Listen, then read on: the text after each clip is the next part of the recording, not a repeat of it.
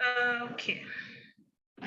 So once again, thank you everyone for joining in. We're so happy to have you here. It's been a long time coming, and we have a lot in store for everybody, from the expert sessions to the presentation by participants. We're so happy to have you here. So we'll just get right to it. For this session, we have this is our first expert session, and we'll be having Victoria Oloni on the panel, Judith Mwaya, Blaise Bayo, and Mr. Uche Chukwu. So I'll just get right to it. Victoria, thank you for joining in so early. Can you introduce yourself? Can you tell us about yourself?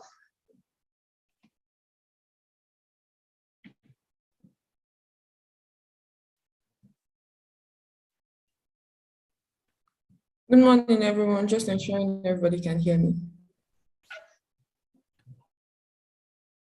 All right, my name is Victoria Oloni. I'm a solicitor with Detail Commercial Solicitors, a corporate commercial law firm here in Lagos, Nigeria.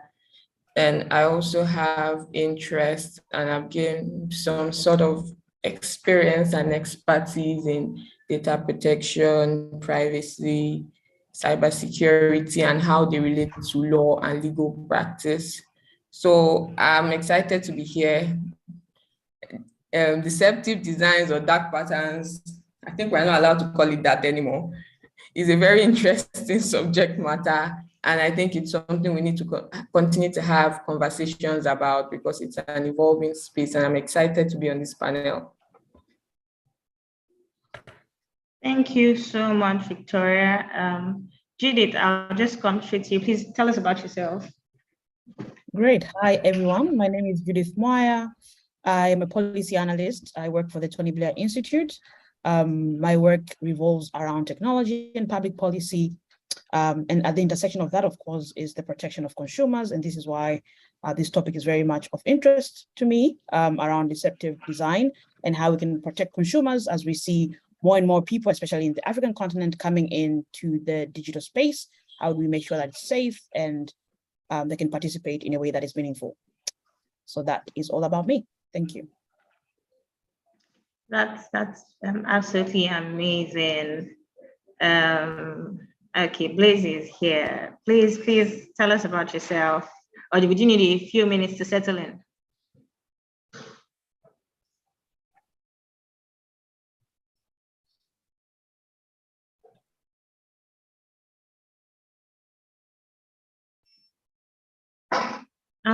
Blaise, I don't know if you can hear me. Yes, I can hear you. Okay.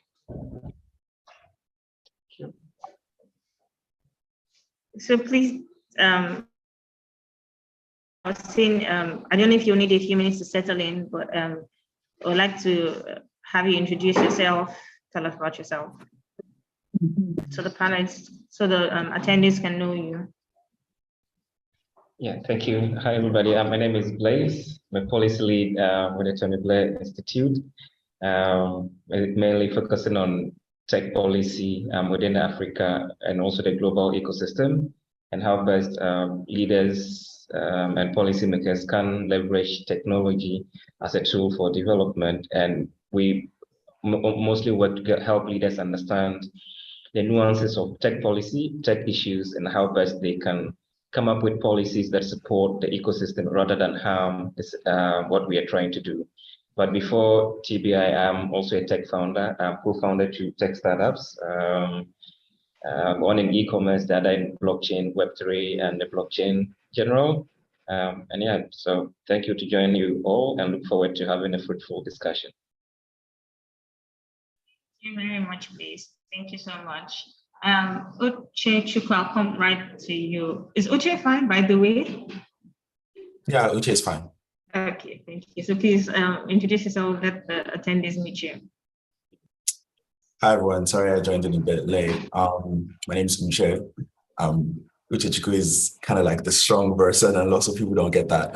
But hi, my name is Uche. I'm a product designer at Meta. I'm currently leading design across multiple projects on the live team in Workplace. basically focus on enabling companies to successfully deliver engaging live video outcomes through workplace. And my job as a product designer, really, I'm trying to basically design product experience in a way that would deliver business goals at the most human way, for people to be able to experience and like interact with these products across different meta design systems. And prior to Live, I was working as a freelancer in TopTal and at a design agency here in the UK. And when I'm not designing, I am capturing street photography. I'm trying to fill at HelloFresh recipes and playing rounds of FIFA. But yeah, that's me. Okay, thank you so much. Thank you, all our panelists once again. I think we'll just get right to it. So basically, I'm just going to, the first question will be for everybody, but I will have Uche go first, then Victoria, Judith, and Blaze. So Uche, while you were introducing yourself, you mentioned designing to meet business goals, right?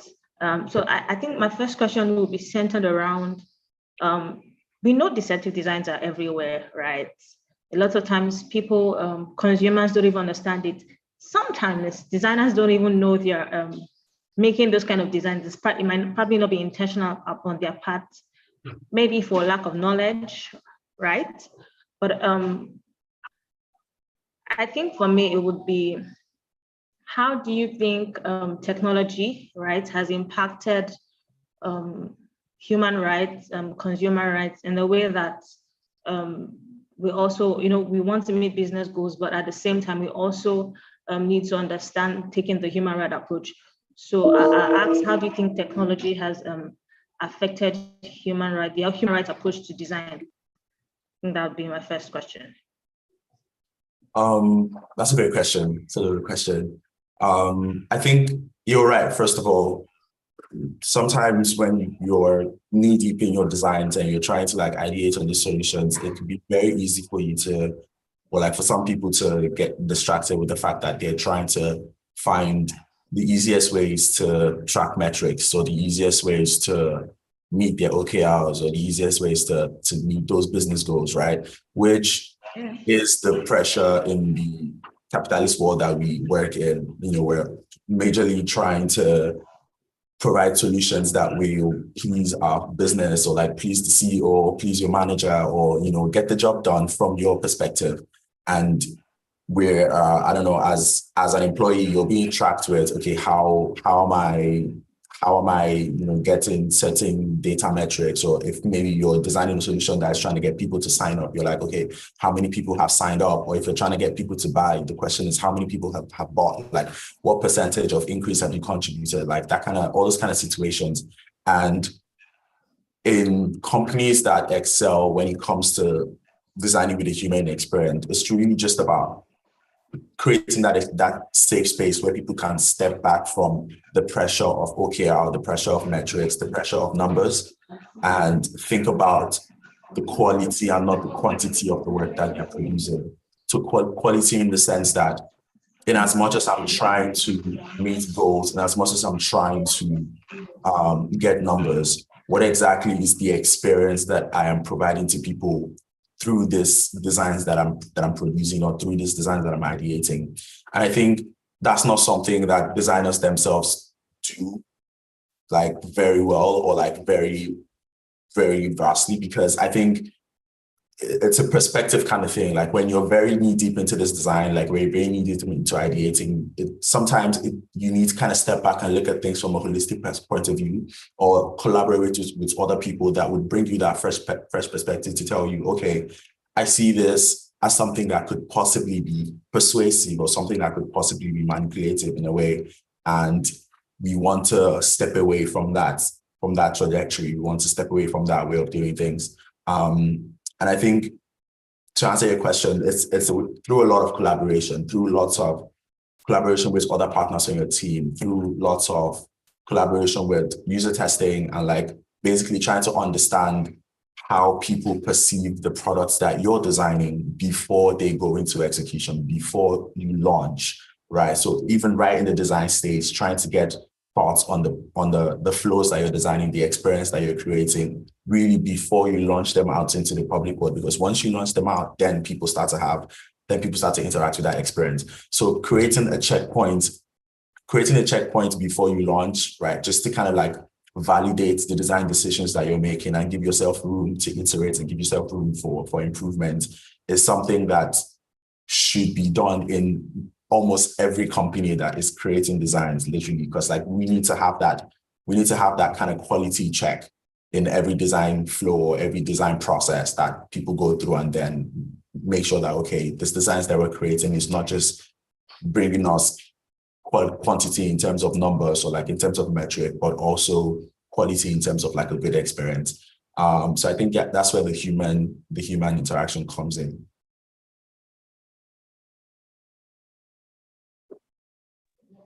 Pretty amazing, Richard. I hear you mentioning collaborativeness and being intentional even right from the design phase, and I think those are really important factors in ensuring that people have like better experiences when it comes to design. I think we'll just go straight to Victoria now.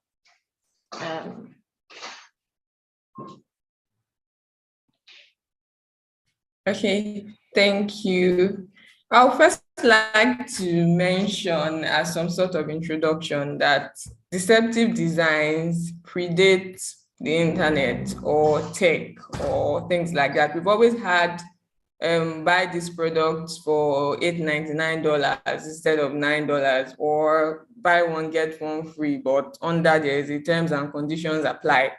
So it's not something that was invented by the internet or by proliferation of graphic design or by UI, UX, the way we see it now. It has always existed. It's just that technology happens to it. And what does technology do to things? It makes things blow up, it makes things larger. The world is now in a smaller space.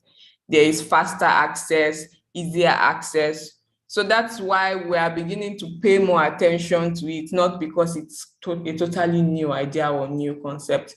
But one thing I believe or I have seen over the years is that one way to look at it is making designs consumer and user-centric, looking at it from the point of the users, because it's very easy to get carried away, as I said, with, oh, metrics, we need to get multiple users, we need to get people to click this thing so we can say, oh, we have like 1 million clicks on this link or things like that. It is very easy to be distracted and moved by KPIs and goals on how many users, how many people you want to have checked out a page.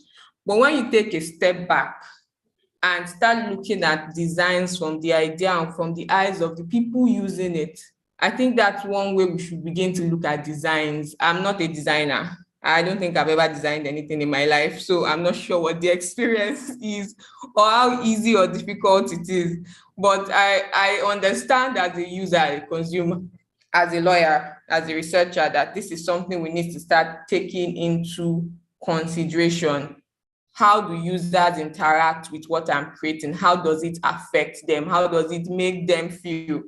It's not just about numbers and metrics. I think this is one thing we need to look at. Again, generally, as I would say, technology has changed the way we interact with so many things, like privacy, for example. Privacy before time was keeping things secret, keeping things out of my space. I don't want people to know what I'm doing. But technology has changed the way we view that now. Technology is privacy is no longer, it's actually very difficult unless you live under a rock to live a completely private life. It's very impossible, even if you are very careful with what you click, the website you visit, the social media platform you use. How do you know your grandma is not on Facebook sharing your pictures and your live location every 20 minutes? It's not something you can actually really control from the user end. So we need to start thinking about these designs are like, how technology fits in user-friendly wise. I think that's the way we should begin to look at things.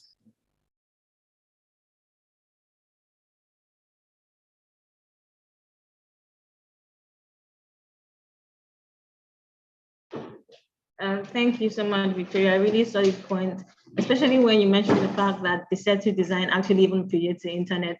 I remember when I team at Tech Hive were doing a bit of research on Deceptive Design.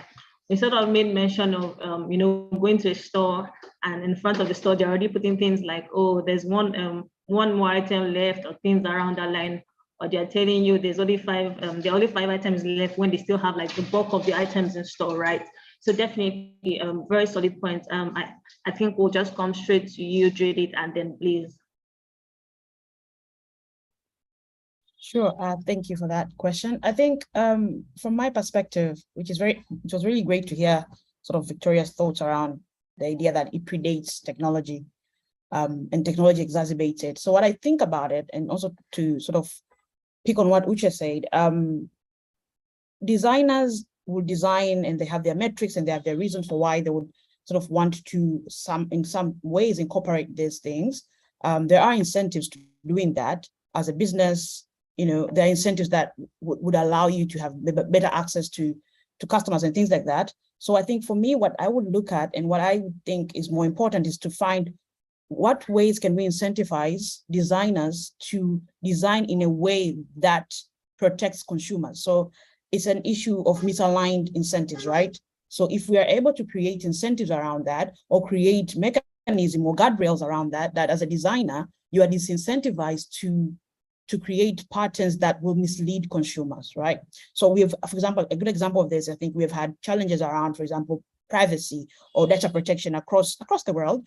But of recent, we're seeing more and more companies being very aware and more deliberate, especially in Europe, where they have things like GDPR, where companies are more deliberate and more attentive on what they do with personal data, because there are guardrails and there are incentives for them to actually act in the best interest of consumers and users. So I think how I think about this problem, I think from a designer's point of view will be, and from a policymaker point of view, will be to create incentives that are aligned, which will then protect users, but also incentivize designer to act in a more, I guess, responsible way.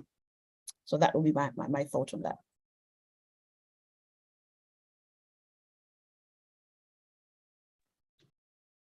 Okay, thank you very much, Judith.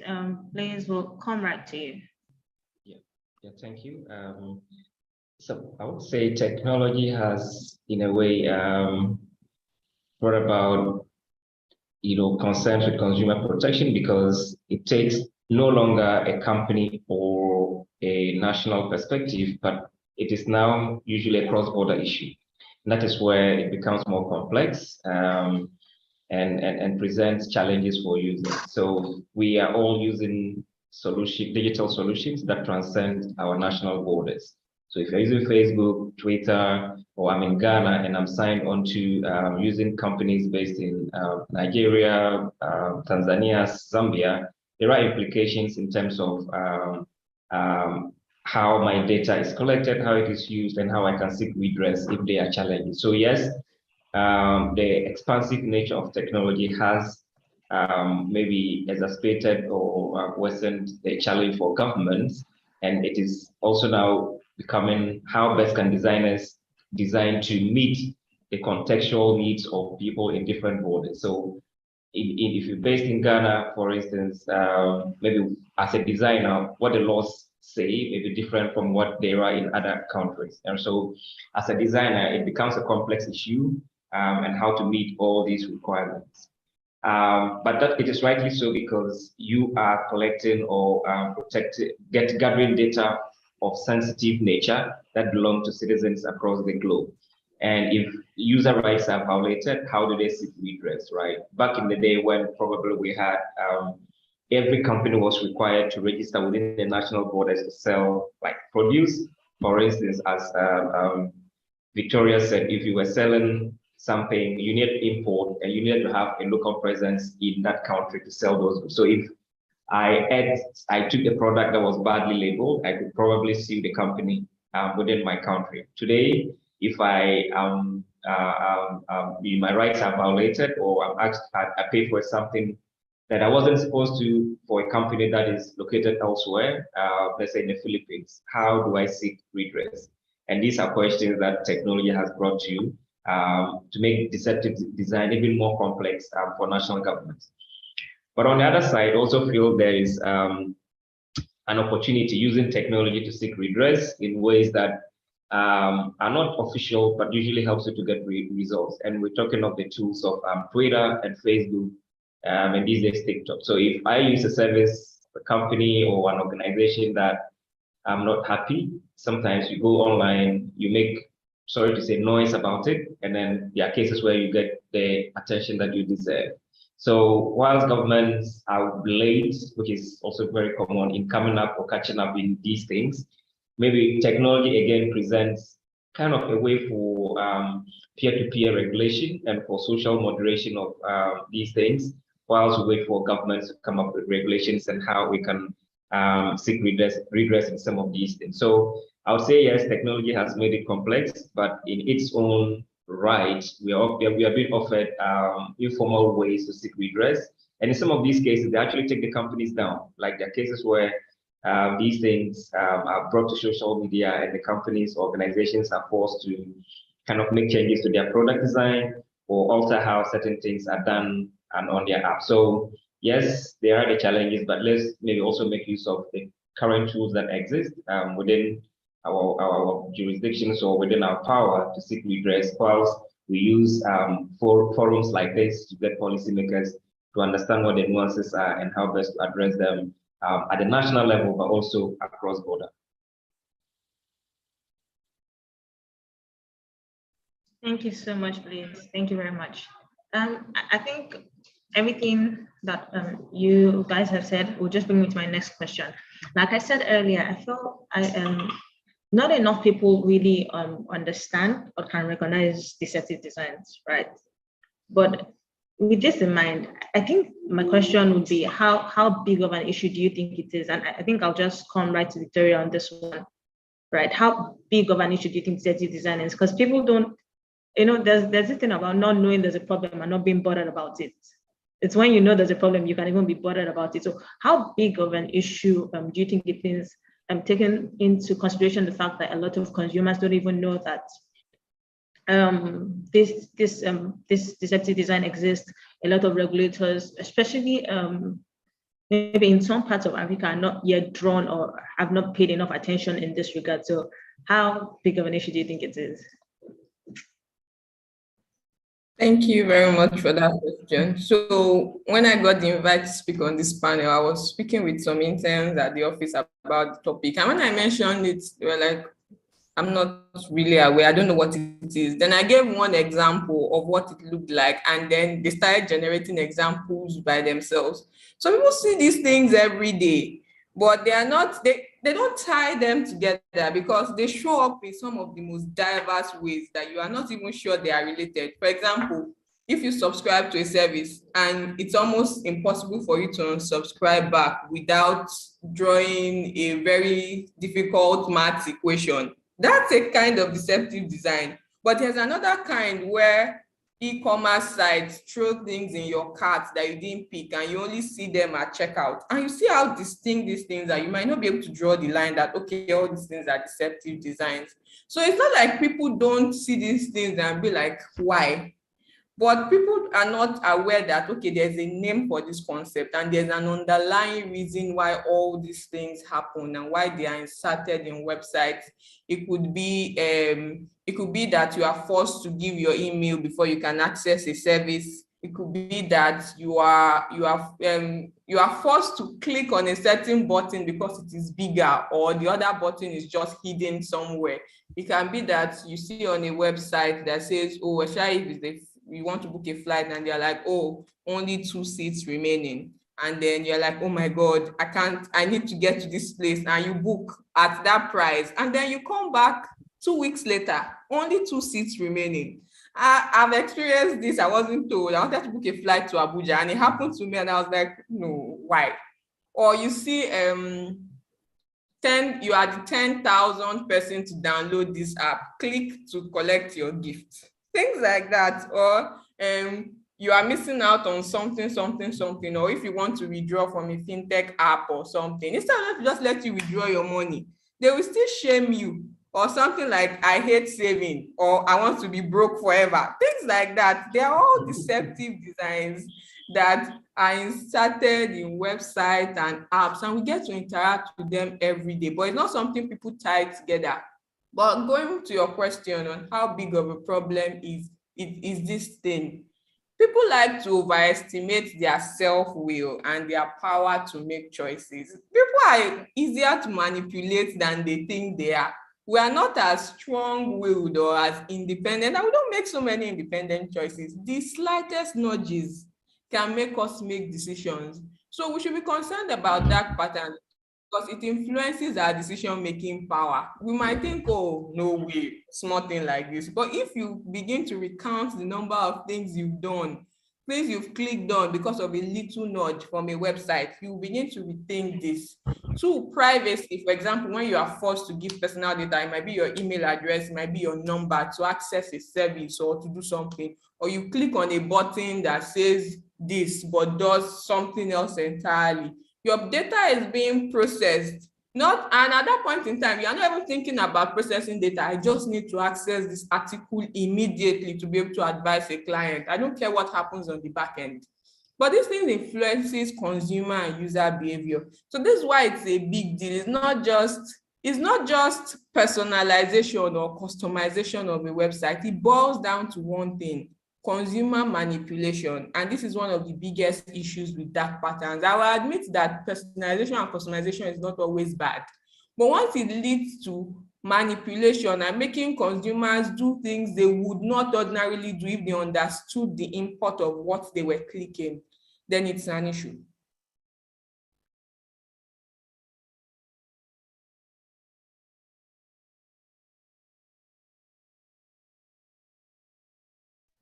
I think Victor, can you hear me?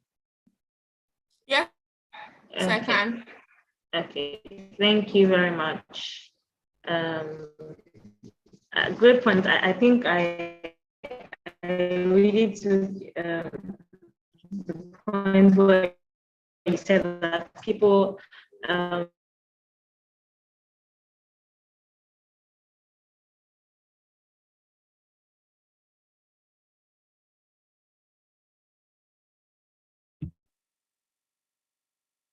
do you think we should be paying to it?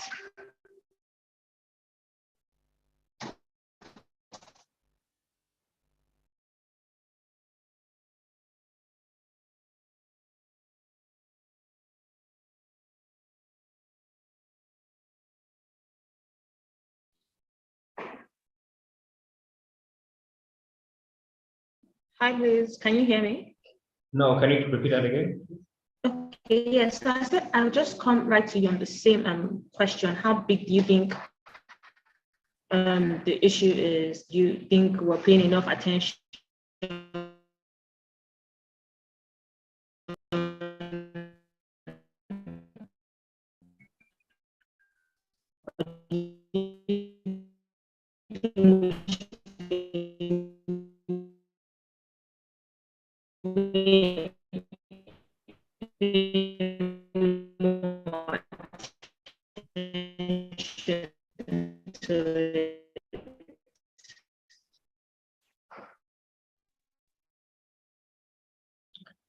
Hi, can you hear me?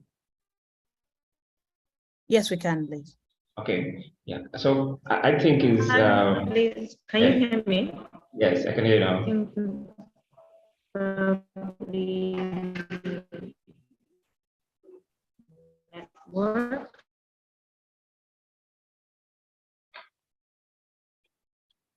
The line is kind of a poor connection. I don't know if it's from me. I think we can hear you, so maybe it might be. Yes, from Liz, can you hear me? Yeah, it was breaking a bit, but I think I understand the question. I'll kind of kickstart. I think it is a big issue, but not much attention has been given to it because. Okay, if you could just skip question and come back to it when. Okay, that's fine. Okay, then. So I think I'll just come right to Uche. you're someone who has worked in this space, right?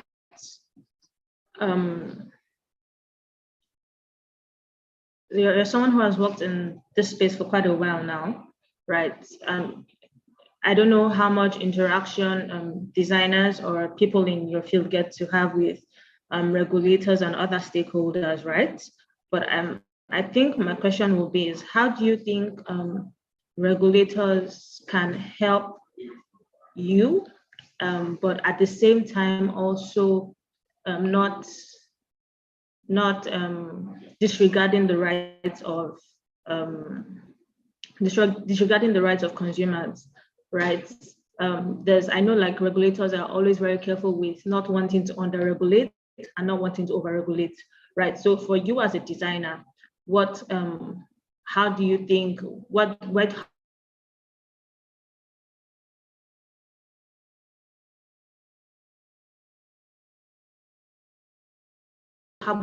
you think regulators should draw the line in terms of business goals, meet bills, but right at the same time, while not underestimating the right of consumers?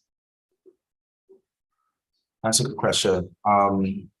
So I think your internet was breaking up a bit, but I think I got the bulk of the question. I think in relation to everything that's been said, again, it's just like you said, right?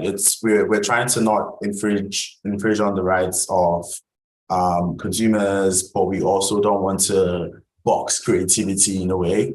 So I'm not saying that deceptive design is creativity, but again, like trying to limit the pressure or the intensity at which people are being forced or like boxed to actually make designs that would solely please the business or please the goals of the company, right? That's not what we're trying to do. So I think when it comes to how do regulators come in from the design side of things, I think because of access to resources and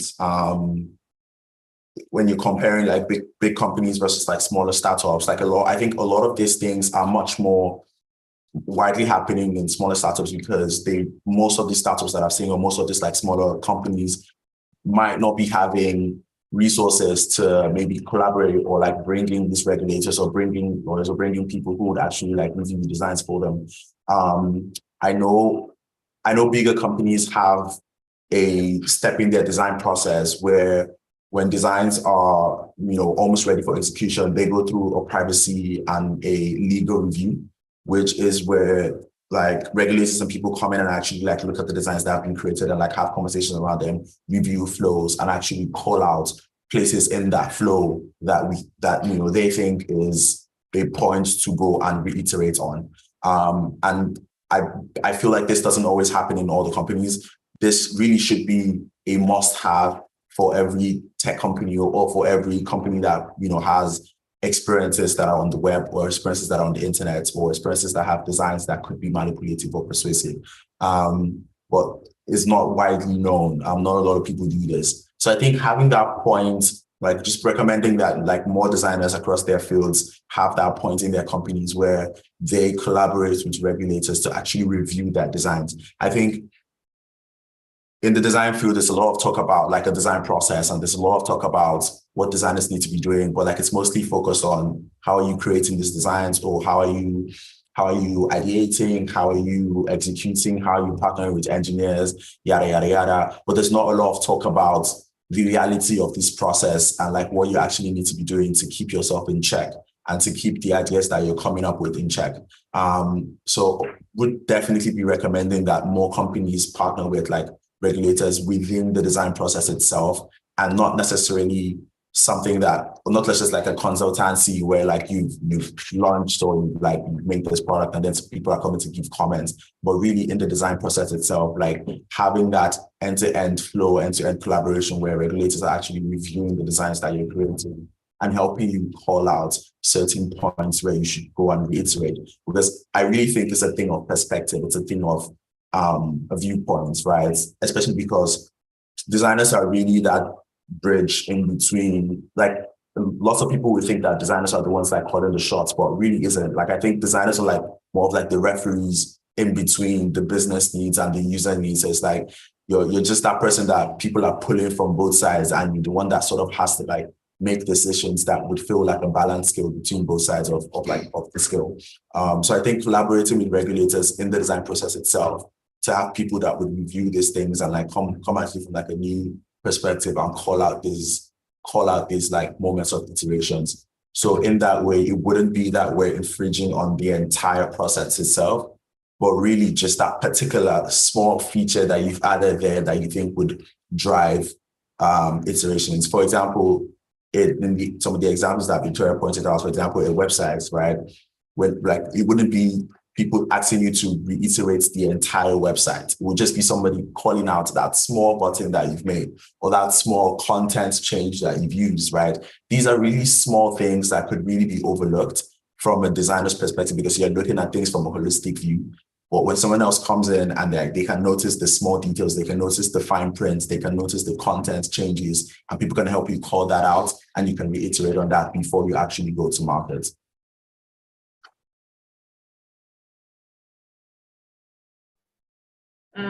Thank you so much, Ochi.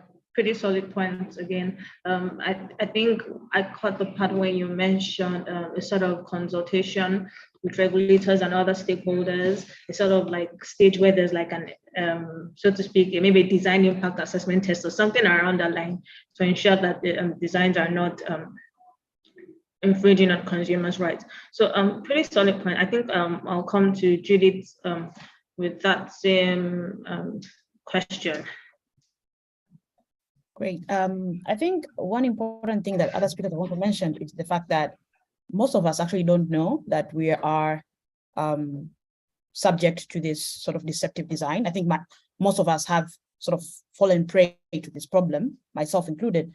One thing that I found really interesting, I was going through this, researching this topic, is the idea that, you know, of course, the problem is very serious, but some of the examples of how it manifests itself can be very overt. You can understand that this, okay, what buy one, it's the only ticket left and all these things, but some of them are very, very hidden. And an interesting part about it is that deception and persuasion in a way, they're very much linked, right?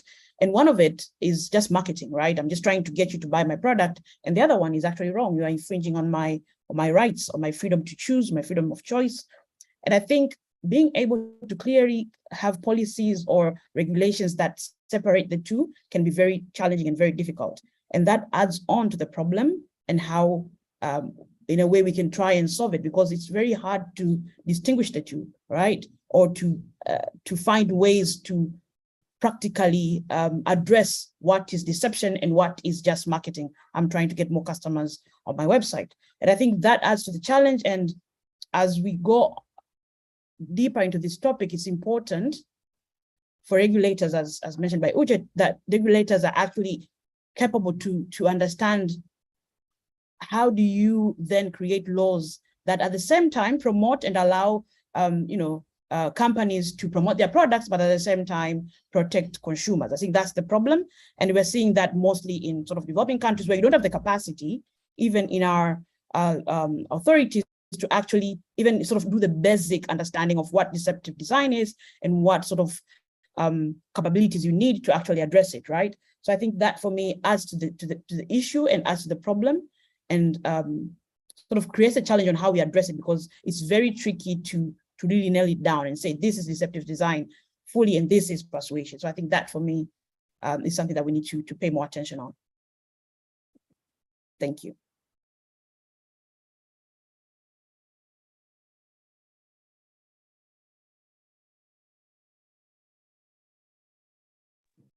Thank you so much, Judith. I think I'll just let Blaze round up the thoughts on this session. I don't know, Blaze, can you hear me?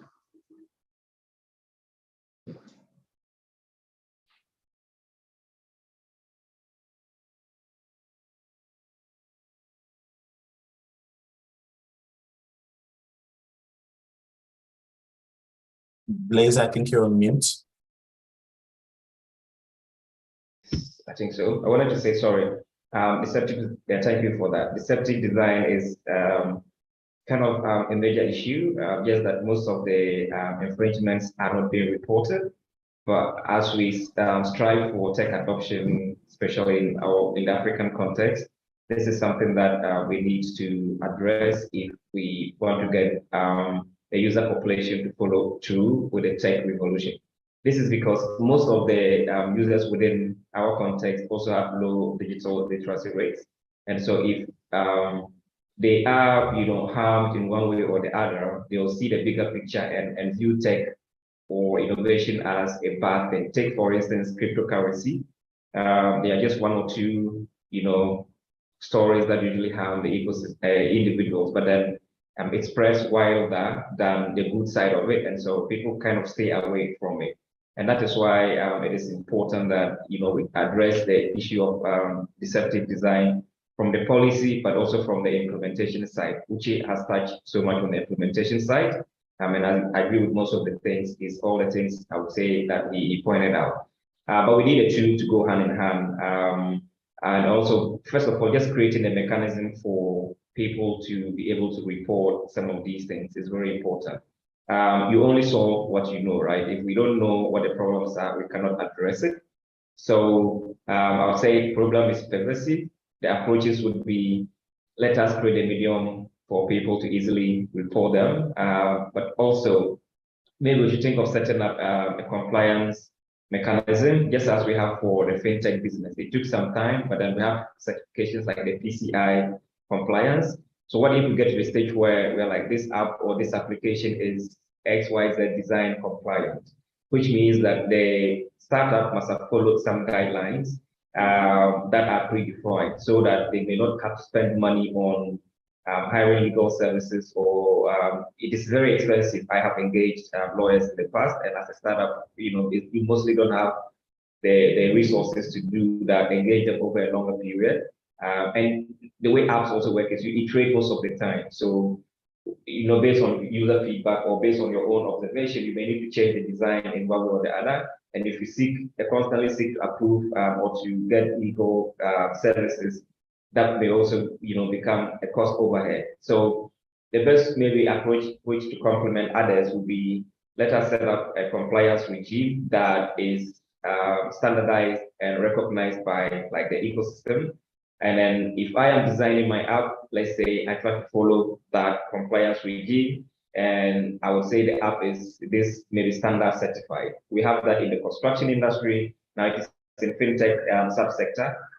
Maybe within the design space, designers should be looking at such a way to build standardizations into the way that we build apps, so that it will lessen the burden on the users, and also don't kind of infringe on and bring on board hardship or harms to them, but also give regulators an easy tool or checkbox to use in like analyzing some of these things. And I think over time that would also feed into the judiciary, right? So if a judge, for instance, is trying to solve a case where a user has brought a deceptive design, to their decks or to their courtroom, they can refer to some of these standards and guide them. Because the point also is, it is an issue, but not addressed because most of our institutions don't understand it.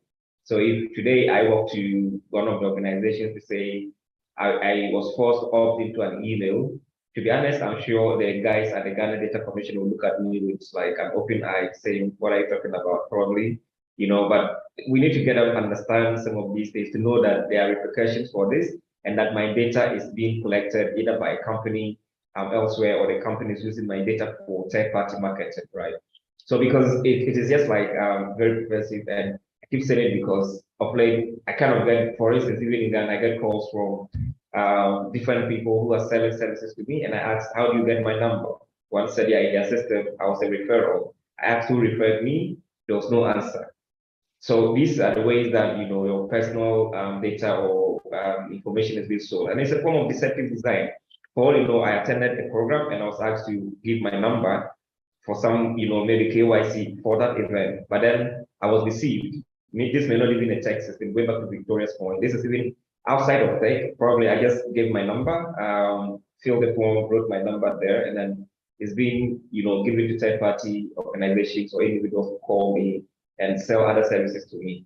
So I think it is a big problem from the design angle.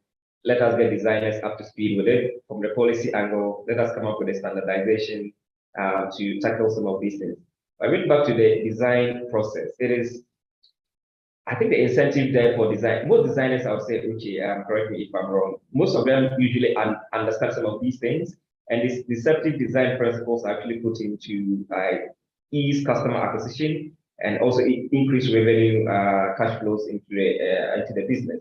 So you know this is a sign-up process, but like, let's make it difficult for people to cancel subscription. Let's hide the subscription button. Let's make it maybe auto opt-in. Those are intentional, some of them, from my experience, that designers put in place to get the users. There's even a popular service, I won't mention the name, recently. I put in my card for the trial, and also you will be billed after the trial. I forgot after the 2 weeks. Before I knew it, I got, a debit notification.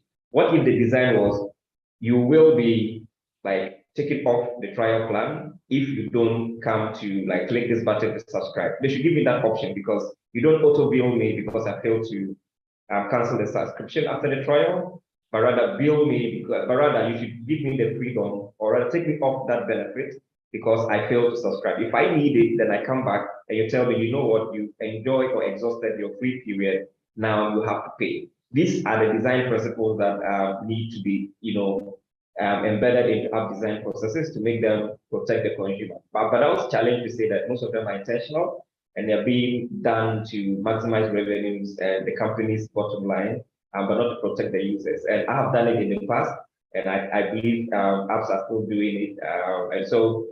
But if you also then come in with the enforcement and the standardization, that would be great. So if I'm going to use the service and there's something at the bottom or a pop-up that says this app is this standard compliant, then I know some of these checkboxes wouldn't exist, right? If I subscribe to a free trial, I even don't have to put in my debit card. If I put in my debit card details, I will be billed after the 2 weeks period or 1 month period if I forget to come and cancel the subscription. So I'll say yes, it is, but this kind of are ways that we need to work together to overcome this from the developer perspective, but also from the regulatory side. But even in our case, it's more worrisome because we kind of, as I said earlier, we're struggling with digital uptake. We have low digital literacy rates, so we need to be more cautious.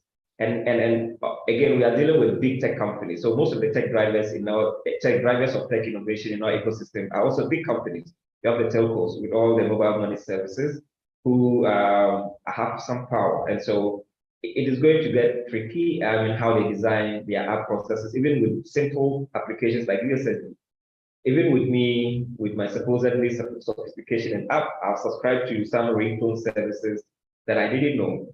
And I asked myself, how did I get that? People call me to say when they call me, they get a ringtone. I'm like, no, I never subscribed to anything like that. And apparently they were charging me every month from my credit. And I didn't know. So I called the company one day and they said, well, who's subscribing to this?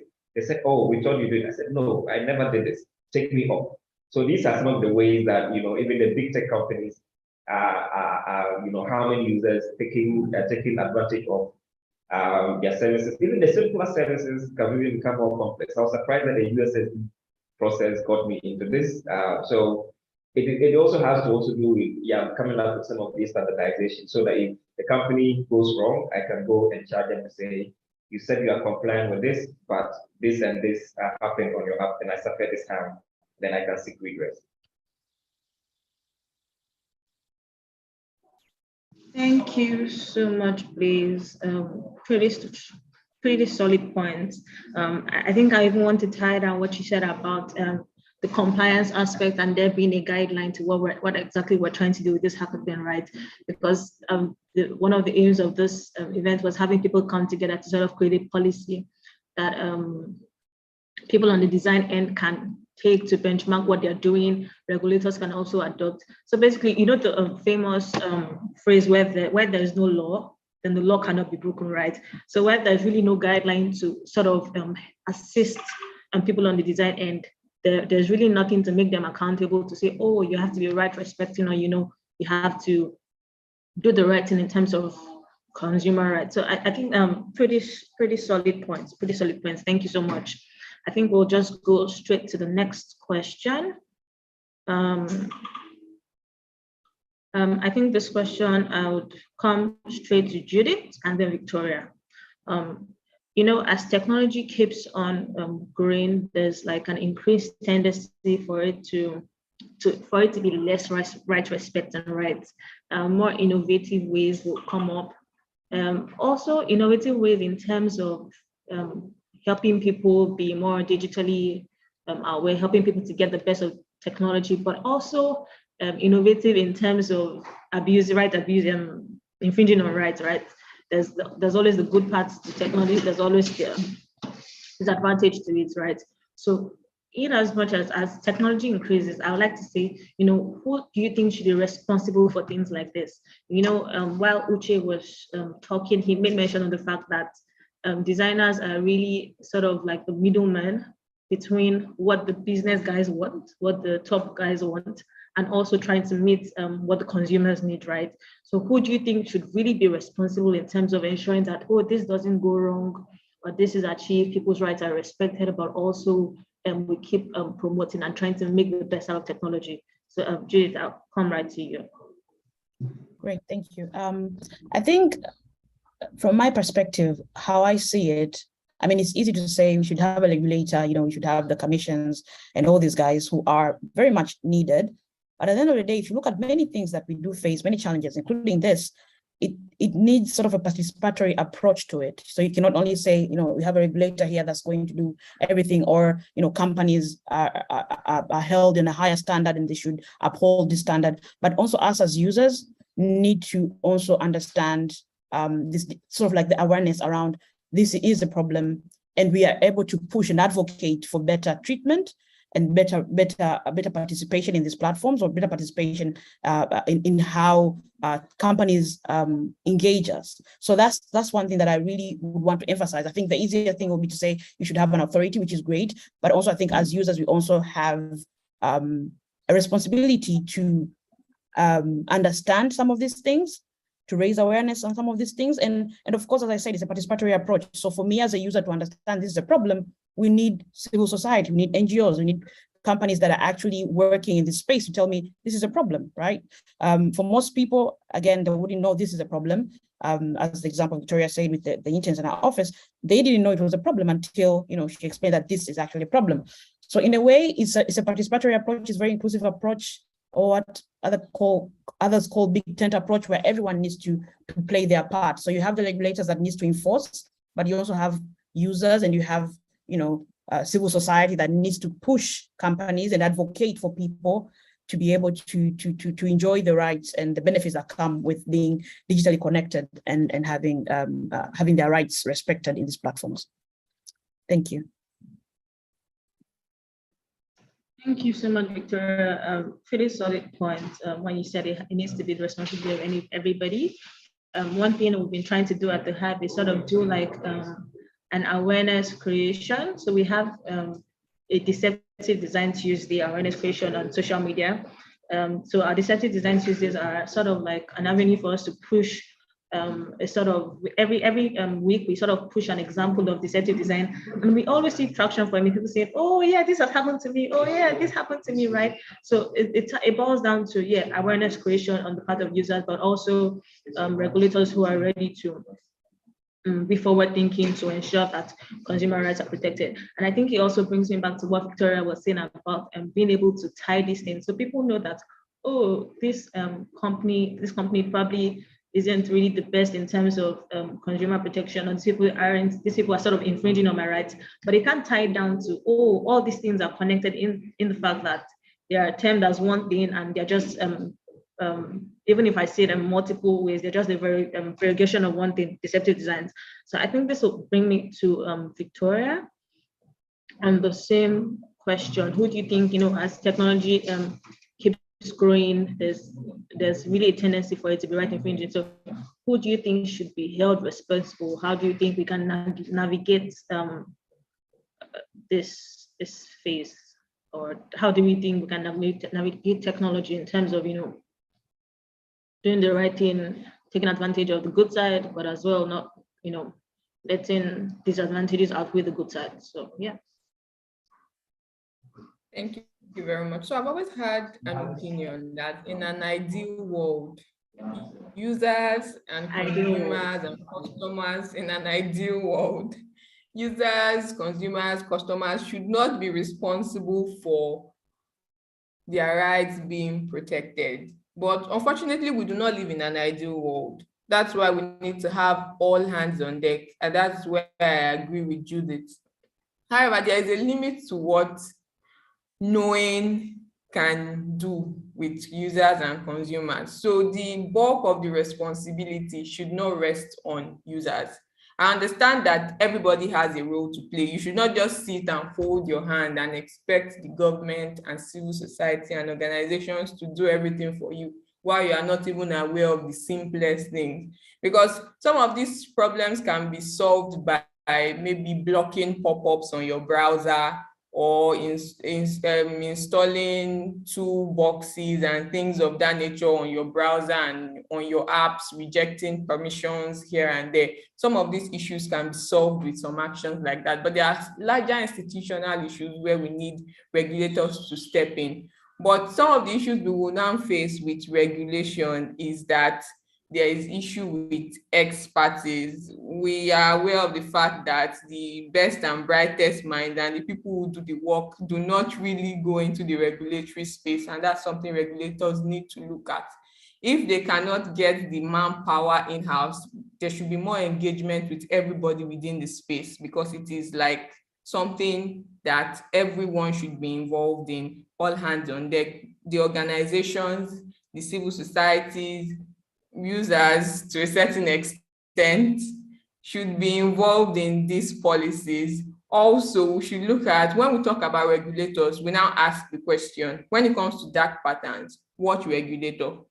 Because it touches both consumer protection and data protection. So is it a sui generis regulator that just says, oh, I deal with dark patterns, which is not realistic, but what regulator? So these are areas we need to keep engaging each other on, because it is not, there's no one step, one size fits all approach to who is responsible and how the responsible party should carry it out. Because when you begin to interrogate these opinions, you begin to see issues and question marks about, okay, to what extent can users protect themselves if we place the responsibility on them, or to what extent can the regulator actually do things, or will an organization without some kind of penalty voluntarily decide that, oh, I want to protect my users or consumers, or I want to ensure their rights are not infringed upon. So it's I believe the responsible party is everybody, all hands on deck approach to curbing deceptive designs.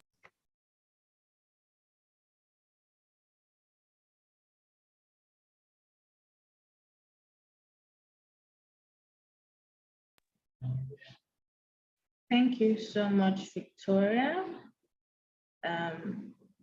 Liz, I'm going to come right to you now with a new question. When we speak of rights respecting technology rights, what principles do you think should guide startups and organizations with regards to design?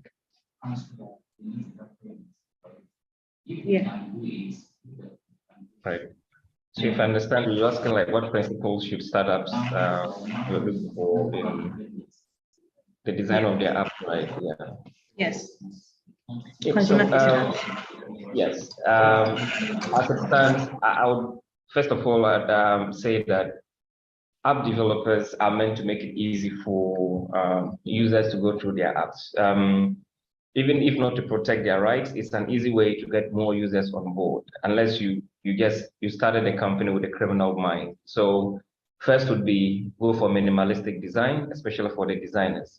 And minimalistic design is like just taking out unnecessary stuff and making it clear and interesting for the user to understand what the app is about, all the actions they're taking, what it means. So not so like make the app like not so compacted, use clear text boxes, visible what I would say colors, and where they need to take actions like pay, subscribe, or do any action, you kind of combine it with simple pop-ups that let them know you're about to take this action. This is what you mean. Like let them know the implication of everything you're doing on the app.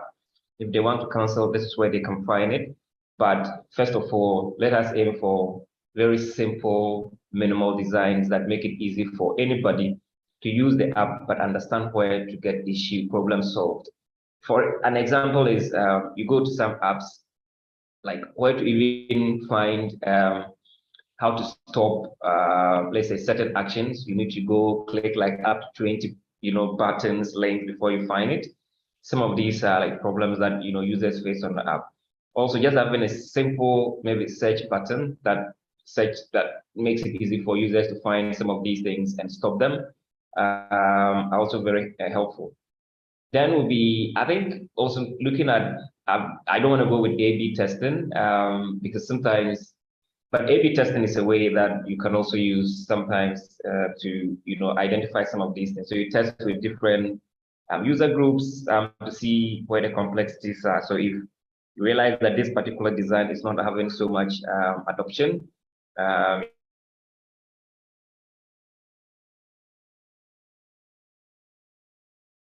taking some actions on the app or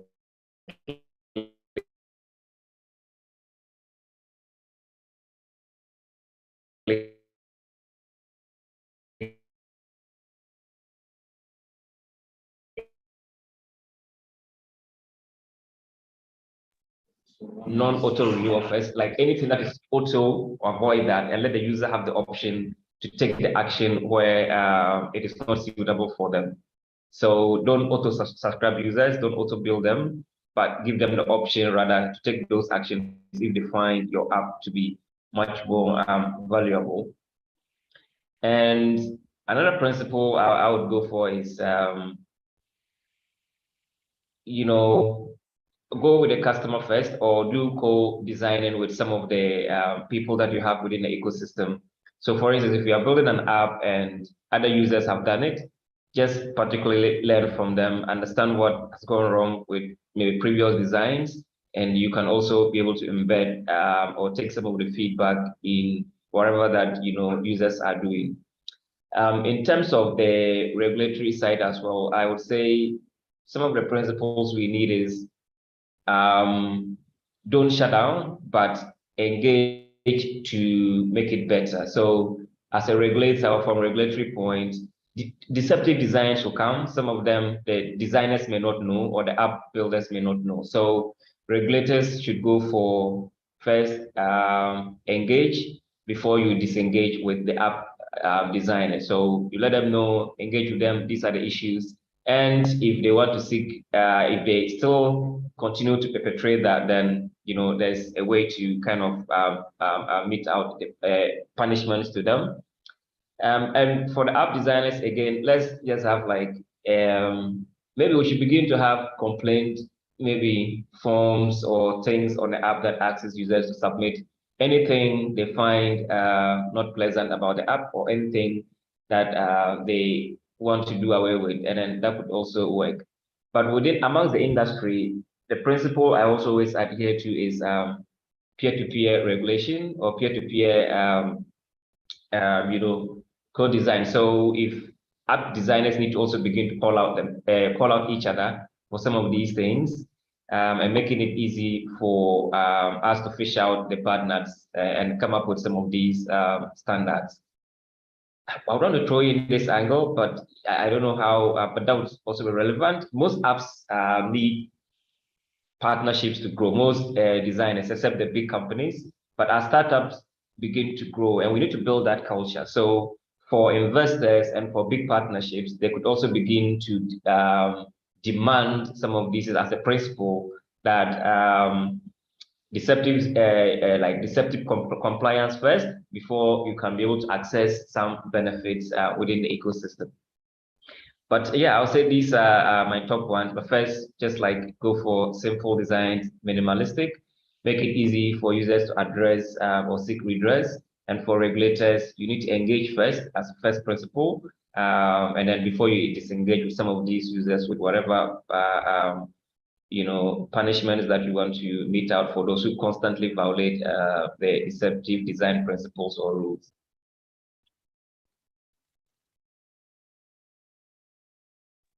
Thank you so much, please. I hear you talking about prioritizing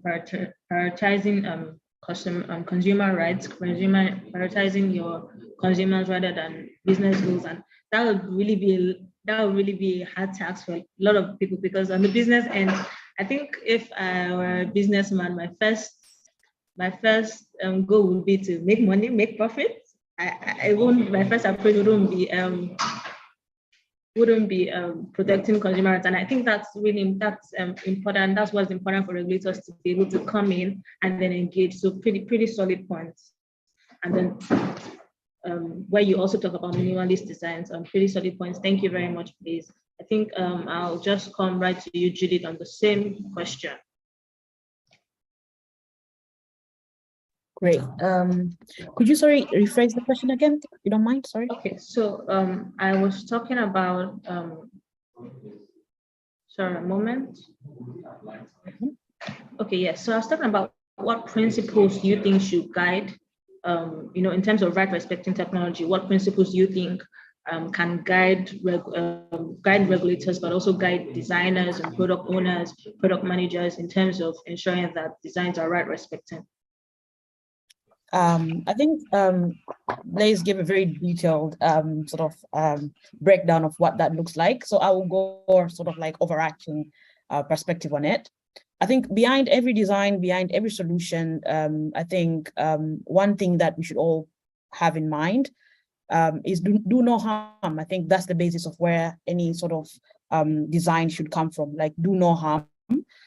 Respect privacy. I think that's another thing that is a core tenet when it comes to this type of things.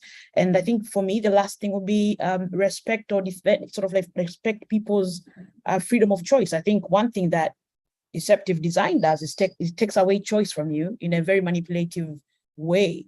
So I'll say those key three things: do no harm, respect freedom of choice, and privacy for people and their data. So I think those are the three things that I'll stick to. Thank you. Okay, pretty solid points, Judith. Do no harm, definitely important. Respect privacy and respect people's freedom of choice. Yes, a major part of deceptive design is the fact that a major concern about deceptive design is how it undercuts the concept of freedom of choice on the part of the consumers, right? The consumers basically think they're making choices, but those choices are either influenced or even made for them without them knowing. So yes, pretty solid point. Victoria, I'll come to you on the same question, but before that, you talked about an ideal world, right, where consumers shouldn't be responsible for protecting their rights. But don't you think, there's this thing with, as a lawyer or someone in the legal field, there's always the thing with users, consumers, right holders or right owners being able to know and understand their rights, right? Let me use a simple example. So I'm a citizen of Nigeria. I know that, I'm entitled to this as a citizen of Nigeria. I'm entitled to maybe, for example, education. I'm entitled to certain things. So knowing those things, doesn't it help me in protecting myself, but also holding the other parties, who, whether it's the government or regulators or law enforcement, doesn't it make them accountable? Yes, me knowing my rights, doesn't it make them accountable? I think that's just the question I have for you as a follow-up to the last thing you said. Then also this question, the question that Blaise and Judy just answered. So yeah. Okay, so yes, I agree that knowing your rights and then knowing that, I'm entitled to this, I should be protected from this, goes a long way to holding other parties within the ecosystem accountable. I'm not saying that consumers should be totally free from responsibility. We are just saying it's not enough to know. There should be institutions, there should be systems in place to help enforce. That was what I was trying to say. And then users cannot do that part of this. Yeah. The users don't control per se. Users cannot enforce that side of the metrics. So it is important, so you can say, okay, this is what is happening. It is not right. I can do something about it. But it's also important to be able to do something about it, which is a part where the regulators come in. So it's about creating a balance in the system, not saying everybody should fold their hand. The users should begin to become paranoid, looking for things where they are none, and begin to start filtering and checking every single thing every single time. It gets exhausting, and it should not be a responsibility that should be placed solely on them. So that was the point I was trying to make. That in an ideal world, should not be, but in the world where we are now, where there are no regulations, even the regulators are not even aware of these things, is you yourself you have to look out for it on your own. You have to be extra careful with how you click on things. Make sure your fingers are not too big so you don't click on something in place of another, because websites and apps are so modeled together. In an ideal world, which we don't live in, it should not be so.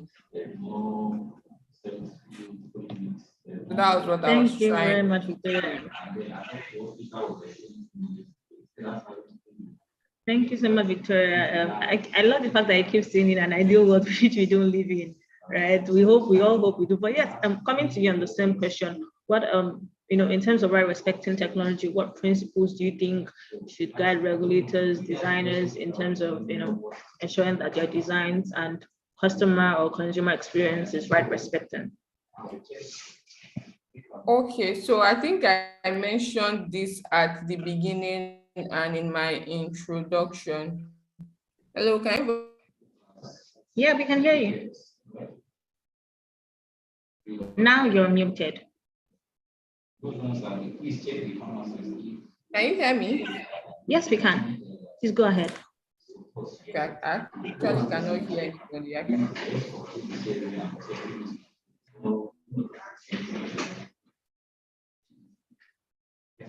Victoria, go ahead. We can hear you.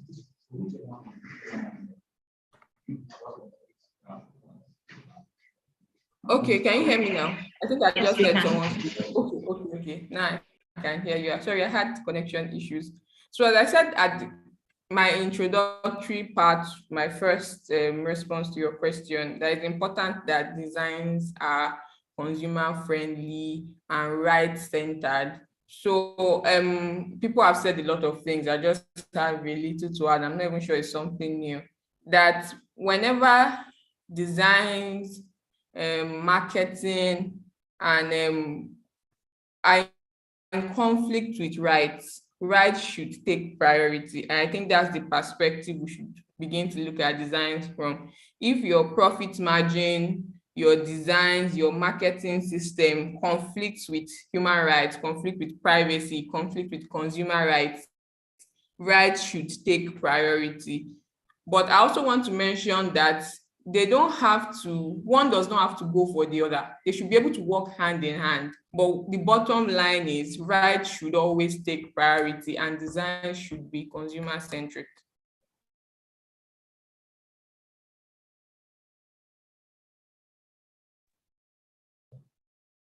Thank you so much, Victoria. I love the part where you talked about conflict, because I think that aspect of conflict, it might not always be there, but it will oftentimes pop up. And when it pops up, there needs to be a sort of silent agreement that, silent and spoken anyways, an agreement that rights should be prioritized over and above anything, including profit making and business goals.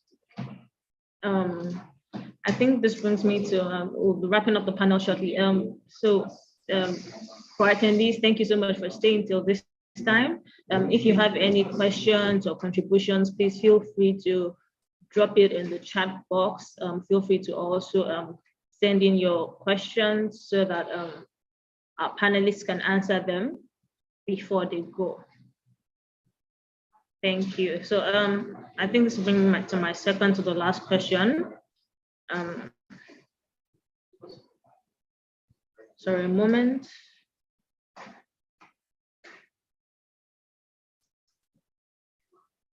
So yes.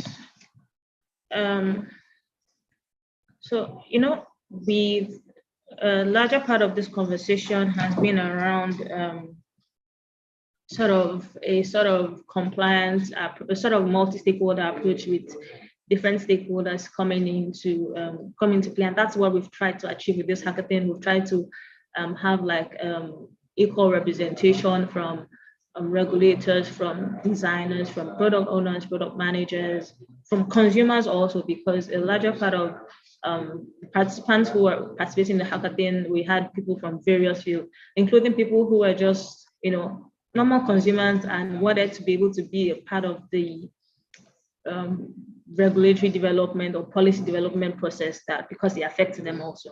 So I think my question would be, what role do you think actors in a digital ecosystem should play in ensuring that rights are right, respecting? What roles do you think each actor can play, including consumers? So everybody now, what roles do you think they can play? I think I'll come straight to Blaze on this question. Yeah, thank you very much. I think for the actors within the space, I would say first, let's go with education. First of all, to the startup owners, and also for all other actors in the ecosystem. So we need to first of all educate and have a way to communicate these concerns to the ecosystem. And then that will be getting everybody aware, and that will be the first step to get into also what Victoria said, so that design users don't have to seek redress, but that the app designers themselves should first of all seek to protect these rights from the onset.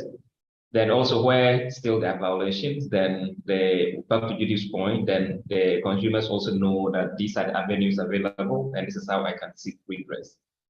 Then we also have another way the regulator could play is also hand out carrots instead of using the cane. So I always believe that what regulators mostly do is, I'll punish you. If you go right, I punish you, pay these penalty points, and that's what the lawyers do. But we're trying to build an ecosystem, and I think Uche made that point earlier, that you don't also want to harm the ecosystem or the tech scene or digital growth with some of these harsh regulatory processes. So first of all, offer incentives to the app developers why they should be deceptive design compliant, if I can say that way. So for instance, the regulators can say, if you're deceptive design compliant and you meet some of maybe X standard protocols, you will be able to maybe win, or you are then eligible to apply for government contracts. You are okay to maybe get some government grants if they're available, or some of these incentives, or you can enjoy these benefits from these stakeholders. So things like that encourage them to come in. The app developers are then incentivized again to say, okay, if I do have a better app design process, these are the benefits I stand to gain. Other than usually where regulators come in with a quip to say, look, I'm going to cane you because you've broken X, Y, and Z laws. So that would be my other approach. Let's engage to disengage from the regulatory point of view. Then following that is basically, so now as you engage with these guys over time, we should come up with a regulation. So I wouldn't say we need another authority for deceptive design. There are existing bodies that we can embed this into. So there are data commission agencies in each country. There are consumer protection agencies. So either we need to embed the concept of deceptive design into it and get them to understand what is the concept and how best they can engage with the ecosystem. And then over time, they can then set out the rules or the standards that would apply to the national or the regional context.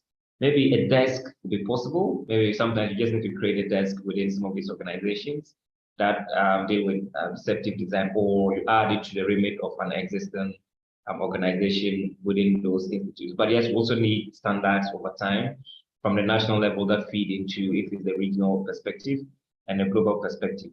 For civil society, I also see them as key actors in this, and this will be in the areas of advocacy and pro bono work. So maybe Victoria and colleagues can team up to come up with organizations and tech hives, for instance, that what the work you are doing, education, sensitization, but also if there are ways to do advocacy on behalf of some of these things, and where we may need a class action, that would even be like a groundbreaking thing. So we can seek some redress, but then class actions also help to bring the issue to fore. So if there's a class action on deceptive design across different individuals, let's say you have 1,000 people saying, I've been victims of deceptive design by maybe X, Y, and these 3 companies, and they have evidence that you can sue, and over time, and everybody starts to say, what is this? What is it about? I need to be more careful. So things like that are ways that actors can also work to solve some of these things. But I also throw in a key actor in this process, and this is where the government would also come in. So investment, most companies or startups want to get some form of investments or credit from the banks or other agencies. So if the regulators also then say, and tell these investors that, let me use this as a backup point. Yeah, some investors today that are climate conscious or sustainability conscious. So if you are going to seek investment from them, they ask you, how does your service promote sustainability? Others are for impact. They are like, we are impact investors. We want to see if you're having X, Y, and Z changes. So we could also begin to see investors and government agencies throw in the issue of consumer protection in the line of deceptive design. And so if you come into their investment guidelines, they'll tell you, we value the rights of consumers. And so we want to see how your app will promote or kind of mitigate against deceptive design and minimize the harm to users. So all these maybe strategies that come from actors within the space would help. And then over time, the state or the regulators then engage all these individuals in whatever forum or fora that are needed to develop a comprehensive regulations that can say within Ghana, for instance, maybe the investment laws across Africa or African governments can say we want companies that support human rights tech revolution companies to come, or if you are bidding for a government project, you need to meet these requirements. So I think this is where regulations can come in. Regulators can also come to make the whole thing or make deceptive design a topical issue, but then we also mitigate against the possible harms. But I also continue to say that regulators should also invest resources into building the capacity of their own staff. And most of the people within the state institutions or regulators don't understand sometimes the complexities of these issues. And so again, they should take them through upskilling them or retooling the whole organization to be able to do this. And then as part of the process, like setting up systems, maybe not using AI, that may be too advanced within our ecosystem, but just as monitoring mechanism that helps them to identify some of these things even before the consumers report them. So if you take back to the telecommunication companies or the banks, most of the regulators, if you agree with me, have bank accounts, they also have phone numbers. And the spam or these deceptive messages get to them as well. So my question then is, what actions do they take themselves first before the consumers even come to report? So, or maybe that they don't have the tools to be able to detect these. So we need a retooling and upscaling the skills of the regulators themselves to understand and to be able to track and to be able to take the right actions thereafter.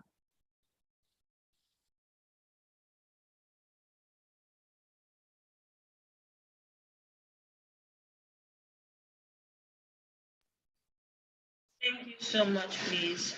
Pretty solid point. I think before we come to Judith and Victoria, we'll just take the questions and comments so far. Uche from Abbaside Hassan, Uche has dropped off. Would have anyone from the panelists answer the question? So she said that if the regulators are to collaborate with companies or startups to review designs, do you think regulators should charge for their consultation, because nothing comes for free? So them that I'm not a panelist, we'll have the panelists answer the question. Any one of the panelists can feel free to answer the question. Yeah, I think startups themselves are usually looking for ways to lower their costs. So I think asking them to pay again is going to either make them even avoid the whole process. In my opinion, regulators are state agencies, and they are usually, that's why we finance them, and that's why they take taxes from we the citizens, right? To have the capacity to protect our rights and our freedom. So in this case, I don't think they should charge them, but rather they should be funded by the state to be able to do this. Where the money could then come from is fines that they mete out to violating companies that violate these rules. So this is where the regulators need to come in, fine them, generate their own revenues, and be able to then use that to sensitize and engage the startups. So, but I think, yeah, I can understand that if you have like 100 startups, the regulator may not have the capacity to meet all this, so they may need to charge to get more hands.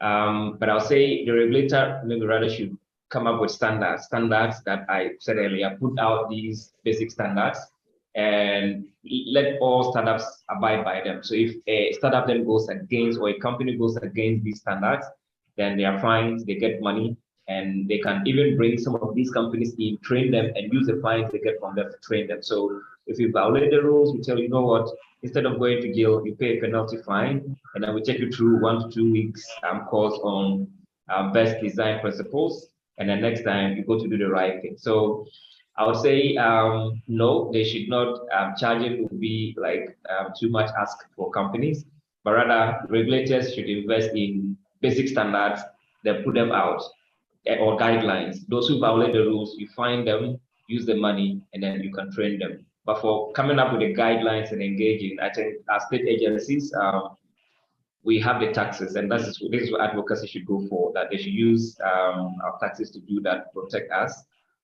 Or they could also get funding from some donor agencies to like lay the basic foundation. And then after that, they can generate their own revenues and be self-sustaining. Thank you so much, please. Yeah, Victoria, please go ahead. So I agree with what Blazer said completely. I just wanted to add that it might not be sustainable or far-reaching for regulators to consult on every single design every startup in a country wants to put out.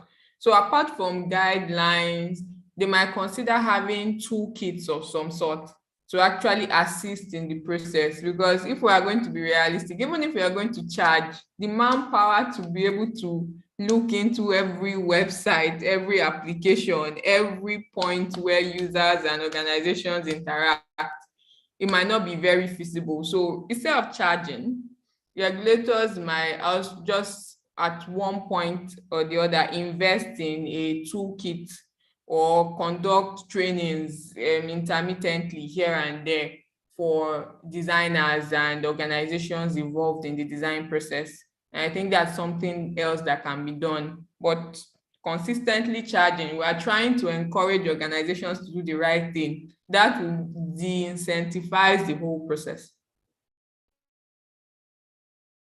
Thank you so much. I think I pretty much agree with you and Blaze. Yes, I think it'll be pretty much impractical to do like a consultation on every process, but if there's like a sort of independent assessment that like a process where designers just know or companies just know that, oh, we're supposed to run our design or our application or website through this and ensure that it has a certain level of compliance with it, and that works, right? So thank you so much. Yes, and then trainings and toolkits will also be very valuable in ensuring that there's protection for consumer rights. So I think I'll just go to the next comment or question from Martin Iantino. He says, hello, thank you for putting together this session. It is amazing. How can I access the recording when it is available?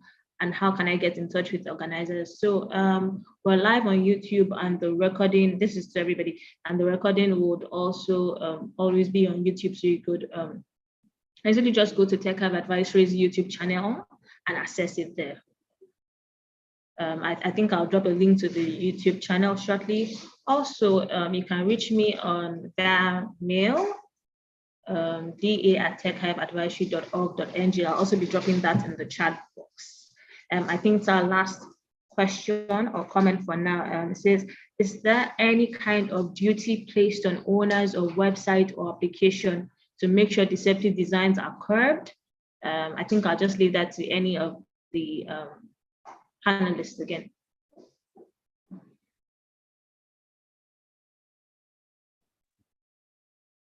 No, okay, I'll go first. I think right now there's no duty of care right now placed on the companies.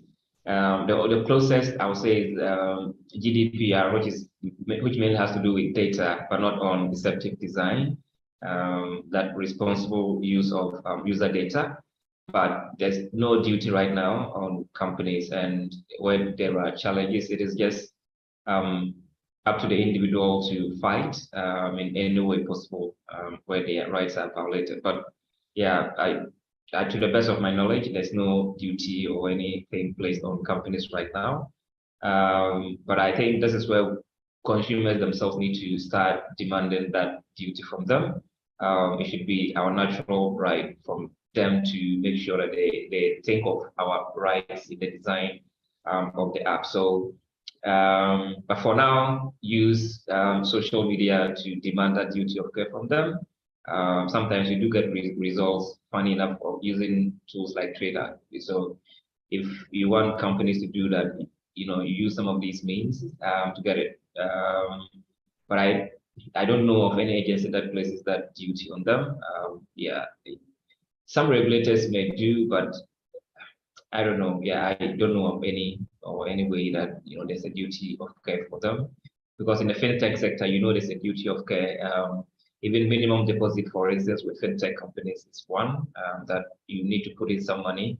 If there's any problem, then the central banks in the various countries can fall on that money to compensate users. But in terms of deceptive design, I haven't come across any, but happy to hear what my colleagues, maybe they know of something out there.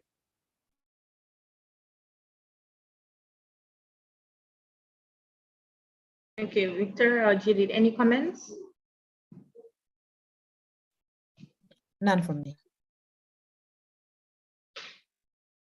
Okay, Victoria. None from me. Victoria, sorry, I didn't quite catch that. Did you say anything? Yes, I said I have nothing to add. Okay, thank you. So I think we'll just come back to the question we're answering. Yeah, so what roles do you think actors in the digital ecosystem should play in ensuring right respecting approach towards design? I think we'll have Victoria go, then Judith next. Thank you. Sorry, I didn't catch that. Can you please go again? Sure. I said, what roles do you think, same question that Blaze answered, what roles do you think actors in the digital ecosystem should play in ensuring a right respecting approach towards design? Oh, okay. So I think this question has been answered over and over through this process. So when we talk about actors in the ecosystem, we look at state actors and non-state actors. So I think we've spoken enough about state actors who regulate this, enforce the law as it currently exists. Regulators should have toolkits, have guidelines. Regulators should interact with users, they should interact with organizations, interact with designers to the largest extent possible to ensure that rights are central when discussing or when making building designs. So we've discussed that. Then we come to the non-state actors, which are the organizations themselves. Organizations need to understand that because people are becoming more aware of dark patterns and some of these deceptive designs that are embedded in applications and platforms, there will be backlashes when you still latch on to some of these old ideas or some of these concepts that you've used to meet your KPIs in the past. For example, consumers will begin to identify these things more easily, and it affects your reputation. It puts you on the bad side or the wrong side of regulation, on the wrong side of public opinion, and things like that, which reflect badly on the organizations. So apart from, I don't want to break any laws, there's a capitalist angle to dropping dark patterns and dark designs because of how much people are becoming aware. So organizations too have a role to play. It makes them look good. So they should begin to think of ways to achieve the same goal while maintaining some level of ethics in that design. So organizations too have a role to play in trainings, embedding privacy and data protection policies in the very fabric of the organization. Things like privacy by design and default being embedded in their designs and in their platforms. Organizations need to also do this. Users need to be aware. Users need to educate themselves to the extent that they can. They should use options. They should pay attention and stop being so distracted when interacting with these platforms. Then we also have organized civil societies. People should invest a lot in education because, as they say, knowledge is power to a certain extent. So these are things that people need to keep doing. State actors and non-state actors alike, they are all involved in the education process. They are all involved in the enforcement process. So I think we've answered this question through the process, and we can just summarize, say everybody should be involved. All hands should be on deck to educate, to point out, to call people out on these things. Even within the space, there should be peer review within the organization of these designs, because sometimes it's not intentional, it just happens. This is the fastest way to make people do this, but there is a way that is not as fast, but is more ethical and better and more practical to use. And these are things organizations should look at. So that's basically what I have to say. Thank you very much, Victoria. Judith, we'll come to you now on the same question, and then we'll just have everyone give their last comment and round up the session. Great. So I think as others have said, we have sort of answered this already. I don't think I have anything different to add. So I'll sort of say the last point that I want to add on this. And I think some of us, or majority of us, have a research background.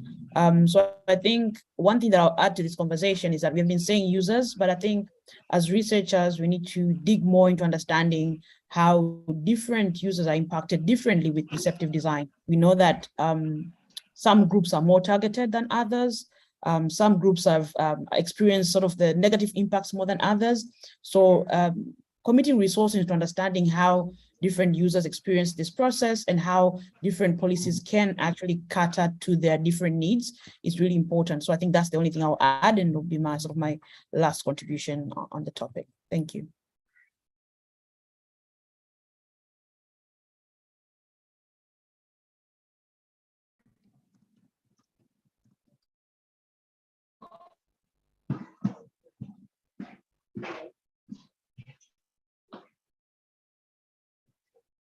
Thank you so much, Judith. So I think I'll just come to everybody with last comments. Blaze, last comment from you. We'll have Victoria, and then we'll have Judith again. Thank you. Yeah, thank you. And I would say this has been a great panel and a fruitful one at that. Deceptive design, for me, is something that we need to tackle head on as we move into the digital revolution in Africa. It is much more relevant to our case because we need to get everybody on board. And so minimizing the harms is a way of getting everybody on board on this journey. I would say we all either have been victims of it, either knowingly or unknowingly of deceptive design tricks.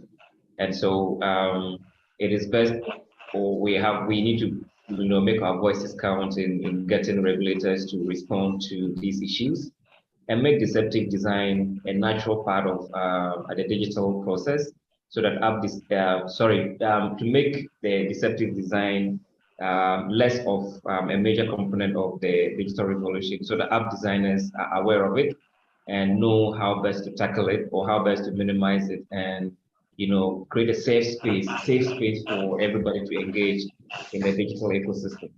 And lastly, we need a peer review process that within the ecosystem, civil society and the apps and all the different communities and actors should continue to review each other, call out those who do wrong, and also educate people on what some of these are. And also the app designers, it may be that some of them don't also know what what they are doing. And for those who know, then we kind of call them out, have the punitive measures to create the safe space. So investors have to become much more deceptive design conscious. Advocacy groups like you should continue to engage stakeholders, regulators, and embed these principles into our laws or our principles. And for regulators, this is the time for them to wake up and set out, whatever standards they have, whatever toolkit they want to put out, or if they can even apply existing sections of our laws to deal with this, that is relevant. We need this for them to engage with the ecosystem, be able to find what the rules are, offer trainings, we've said that again, but also where there's a violation, deliberate violation, there should be some punishment meted out to those who continue to do that.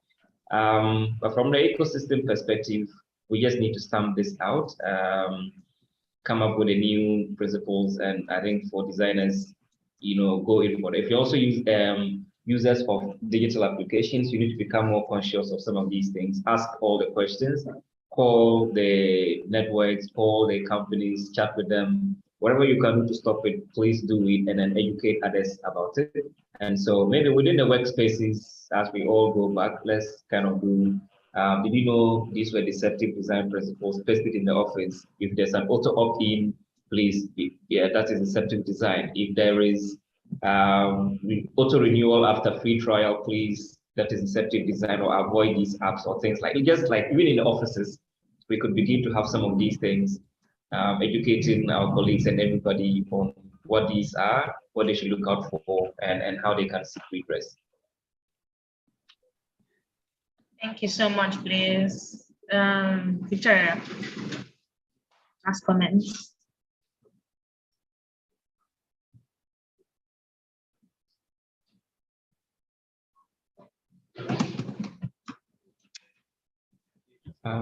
Victoria, you're mute if you're talking.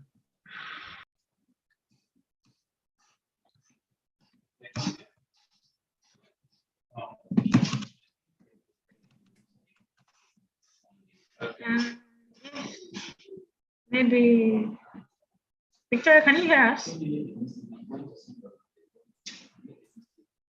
I think maybe before Victoria sorts out the network issue, we'll just have Judith. Your last comment, please. I would say my last comment on this is for this design space to make sure that trust is the norm and not the exception when it comes to design, and making sure that users are in control of their interactions in the sites, making it safe. So basically, I'll say the last point will be make trust the norm, not the exception. Yeah. Beautiful, beautiful. Thank you. And Victoria, can you come up now?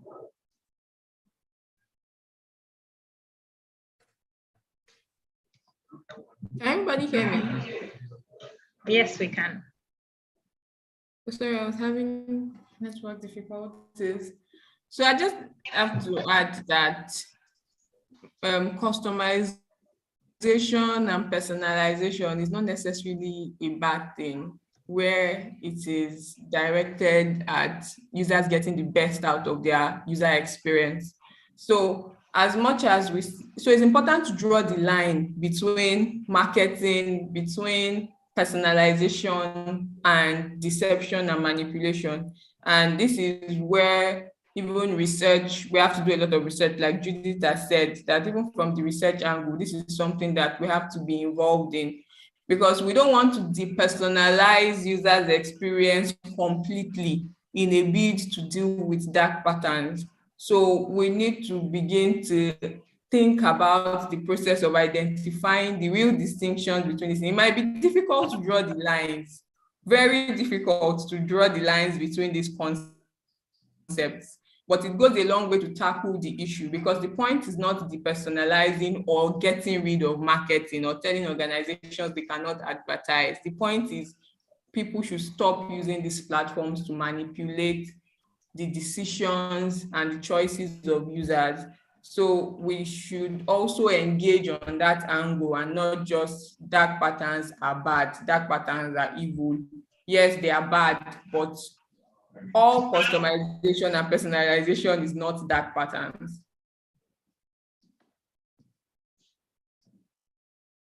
Thank you so much, Victoria. Thank you to all our panelists. Thank you.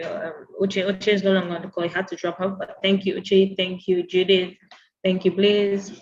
Thank you, Victoria. It was really an amazing panel session. I'm sure the attendees, as well as myself, pretty much enjoyed the session and the amazing insights you shared with us today.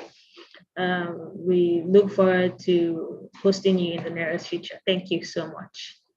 Right about now, we'll be going to our next panel session.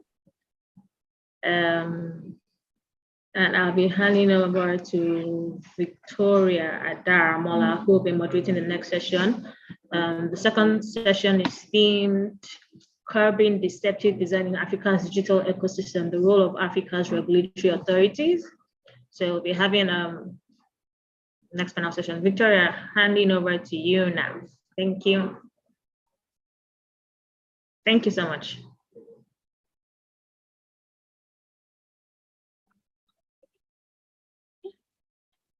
Hi, good afternoon, everybody. My name is Victoria Adaramola. Please, can somebody confirm that they can hear me? Hi, Victoria, we can hear you. All right, amazing. So, it's such an interesting conversation we've been having since morning, and thumbs up to the experts we had on the last panel.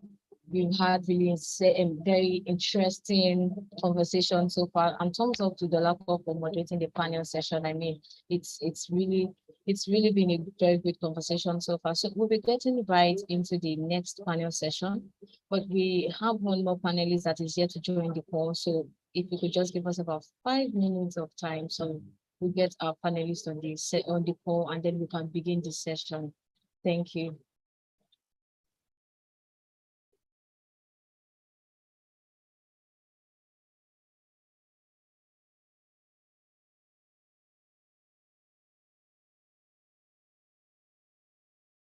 While we're waiting for the last panelist to join, thank you to all the attendees so far for joining in. Please feel free to drop your comments, questions with us. We're also live on YouTube. I dropped the link to our YouTube channel in the chat box. Thank you so much, everybody. Victoria, we have 2 panelists already. We can go right ahead.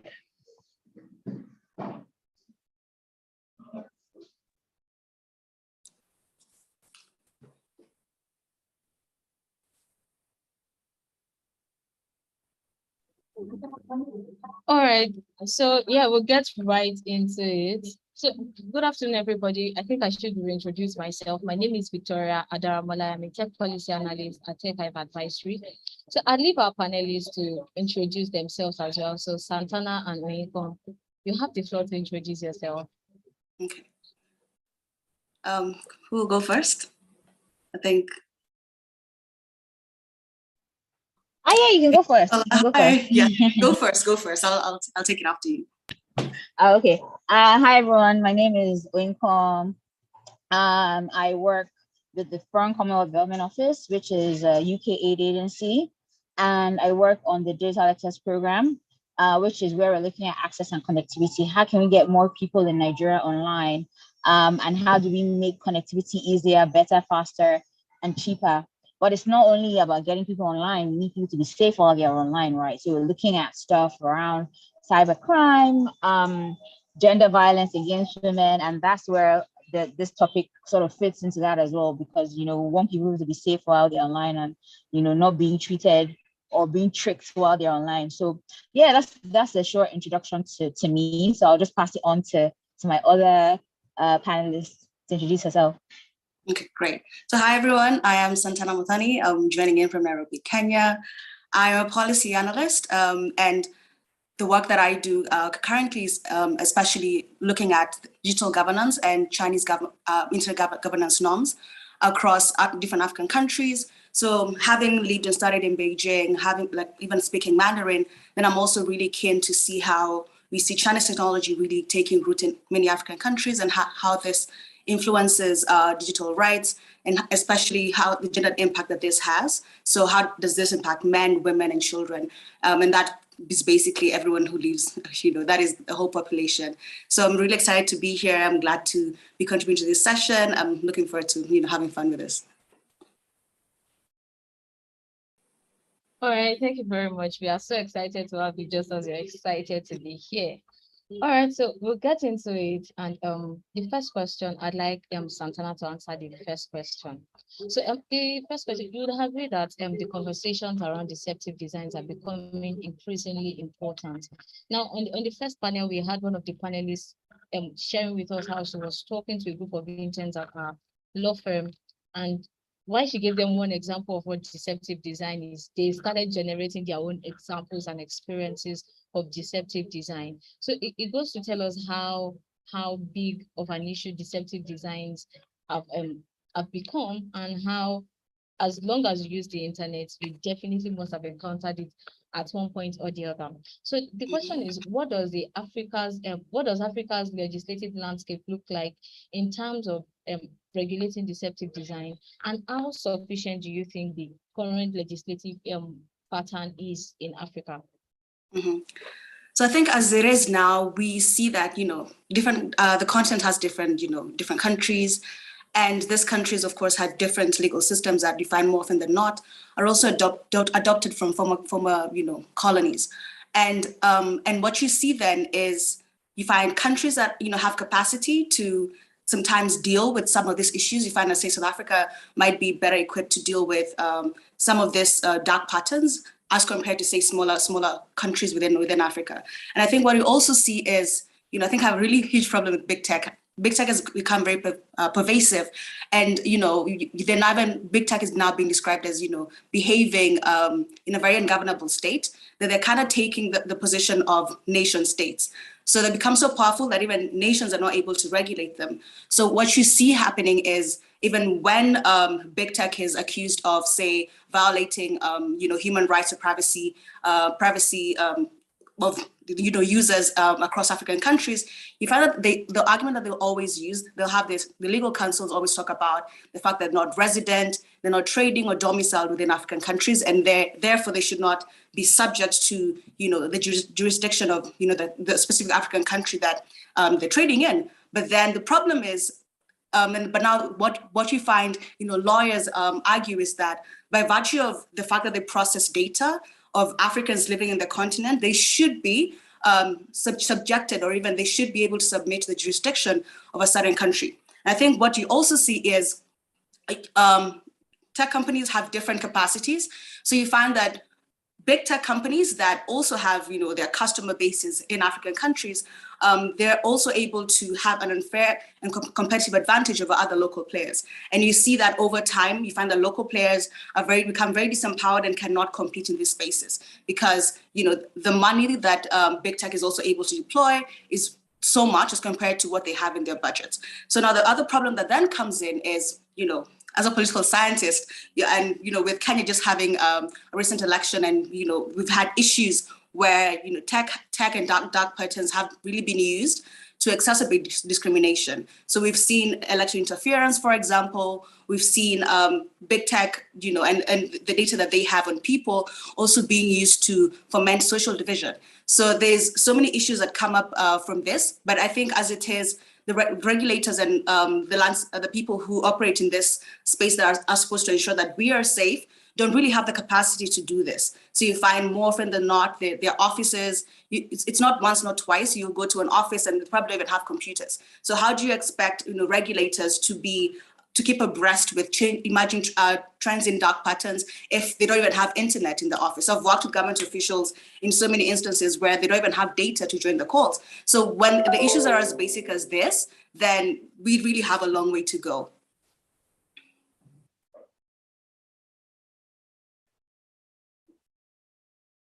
All right. Thank you Hello? very much, Oh. Santana. Yeah, I'm here. Okay. Yeah, I'm here. All right. So thank you very much for that very insightful answer. So you mentioned something that really stood out for me, and I'd like to just hold you on that. Now Mhm. you mentioned that the change that we are currently experiencing in the tech space is moving at a very fast pace, right? And Yeah. even countries are finding it quite difficult for to just regulate deceptive design. So Mhm. how do you think that regulators can catch up with that space? Because regardless of how fast innovation occurs, there's Yeah. still a need for us to contain how much there's still a need to contain the impact of deceptive designs and how it impacts consumers. So how do Mhm. you think that regulators can contain that, and then how they're able to catch up with the space? Okay. So I think what we've seen, I'll even use the case of Kenya, for example. There are different acts that have been passed in Parliament, but the problem is, it's one thing to have a bill passed in Parliament, but it's one thing for you to give it practical force of law. So it's if that law, if someone is caught on the wrong side, but the law has no practicality, then of course they cannot be deemed as outrightly violating it, as if they're able to argue their case. So now what happens is there really has been a lot of time that is kind of being wasted because if an act says, or even a bill in the whole negotiation process talked about, when this act is passed, then we will have an agency that does this and that. It shouldn't take years, right? And now this is also a question that also comes into what priorities do regulators also state agencies. So what are their priorities, right? So you find that things that, as soon as they pass that in Parliament, you'll find that more often than not, they'll be very quick to execute. But now you find that sometimes they're competing priorities, and, data privacy, they might not see it as something that needs the urgent attention, but it's costing us in the long run. We're having our data, private, and very sensitive consumer data being pawned, in international markets, by advertising agencies, by big tech, to really make money at our own expense. So it really takes, I think we've seen lots of regulators just really not understanding what's happening. Those who don't understand what's happening, others who can, and I think we also have to set it on point where different countries have different capacities. Some countries don't even have the budgets to have state agencies that they can fund. So what happens when a smaller country, say in East or West Africa, is trying to regulate dark patterns, but then doesn't even have the money for it? So where do they get that money, right? So I think those are things that can be considered.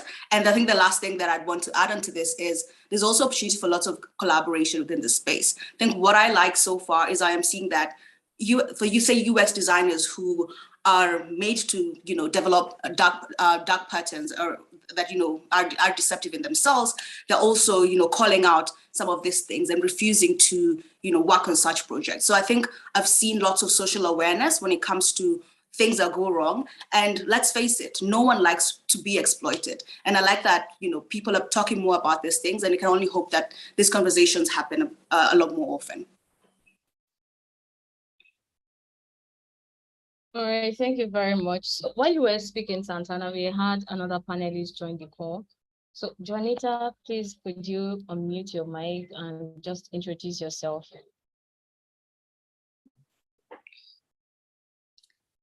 Rightly.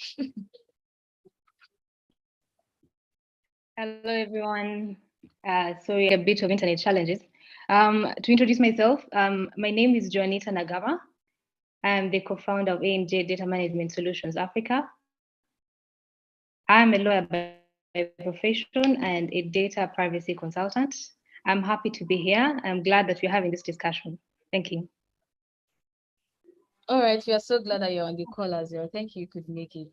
So I think the next question will be to Onyeko, right? Now, one of the things that Santana has mentioned is about regulation, how we should have collaboration and things like that, right?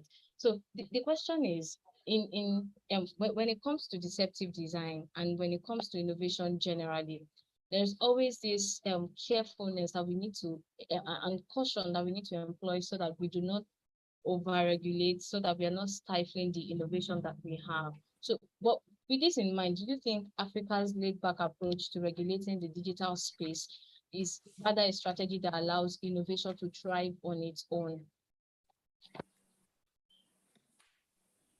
So thank you so much for that question. So I would say that generally, innovation in Africa sort of thrives in spite of, as opposed to having regulation that supports.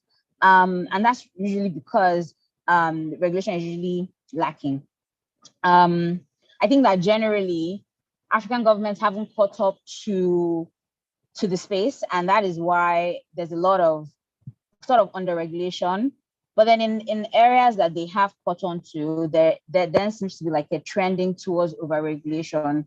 So I think that there's really a space where both, I mean, there's a space for industry voices. So I know that various countries have fintech associations. I don't think that the technology industries that we have in Africa are thinking about sort of unionizing in that way, and that would help them to sort of explain these of operations to regulations that just don't get it. And when they don't get it, they tend to over-regulate, right? And the reason for under-regulation is just because they don't, same thing, they haven't caught on to the opportunity there. So I wouldn't really say that they have a laid-back approach. I just think that they haven't caught on to it. And I think that there's a lot of regulation that is very profit-driven. And I know that government is supposed to make profits to run society. But I feel that when there's too much of an emphasis on making profits and not really thinking about consumer protection or protecting the citizens, that's when you get the over-regulation. So it's sort of, and I guess this is where civil society plays a role in supporting the government and helping them to understand, because the truth is, as the previous panelists have spoken, that big tech only cares about profit. So they're not thinking about how they're going to protect consumers. They're thinking more about how they can make a profit. So I think this is really where civil society really comes in. So there's room for, first of all, educating citizens around their rights and helping them to understand that they're being taken advantage of. And then there's also like supporting the government to help them understand sort of new innovation outside the context of profit, but in the context of citizens' rights. Yeah, so I think that's just generally across Africa in general. Yeah. Okay, thank you very much, Oyekom, for your contribution. Then the next question, I'd like all three panelists to have a go at it. So we'll be starting with Juanita, right? Now, one thing that is very crucial with innovation is that every country needs innovation. There's innovation plays a very active role when it comes to the economy and development within a particular state. And companies don't just wake up one morning and say they want to engage in charitable or Santa Clausic endeavors, and then they just want to give away money, or they just want to create products for the betterment of everybody. There's always a profit, there's always a profit perspective to creating products. But when it comes to regulation, the regulator is also looking at how do we protect consumers. So sometimes it's always trying to balance between protecting consumers and then also ensuring that we are not stifling innovation and chasing founders away.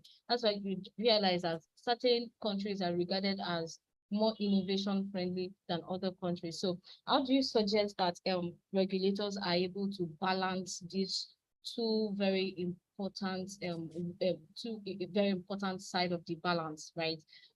Ensuring that they are acting in the best interest of innovation and the founders of these innovative companies that we're talking about, and then the rights of the rights of the consumers as well. So Janet, I would like to hear from you. I think the one thing that we have to appreciate is that in regulating the digital economy, it's important that we are cultivating an ethical approach towards this regulation. And therefore, in doing so, we have to find or strike a balance between consumer protection and innovation.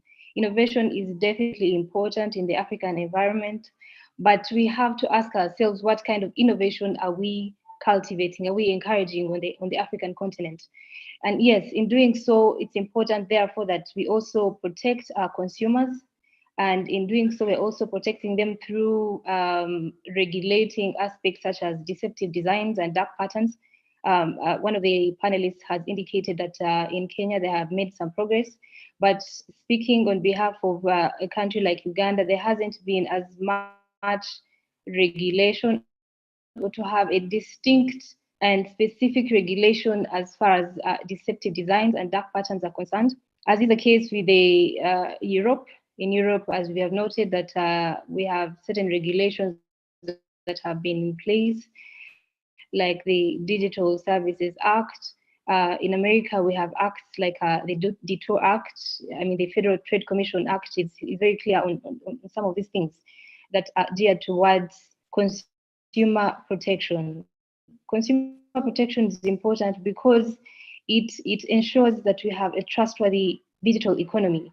And as we're transitioning away from the physical economy towards the digital economy, it becomes extremely important. It becomes paramount to protect the consumers from manipulation, from all forms of unethical practices that are very common in the digital space. So in striking that balance, then it becomes a responsibility of the regulators, but more so a responsibility of the software developers, of data controllers. It is a responsibility of nearly every one of us to ensure that we have such an environment that we are confident to transact in. But also in doing so, we do not stifle innovation. But also it's important to understand that for developers who are innovating solutions, it's important that they don't look at regulation as stifling. And this is, I think it's a responsibility of the regulators to make it very clear that in regulating the digital space, they are not at it to be, it's not a case of us against you. It's a case of we are trying to work together in order to have a trustworthy digital economy. I hope that answers your question.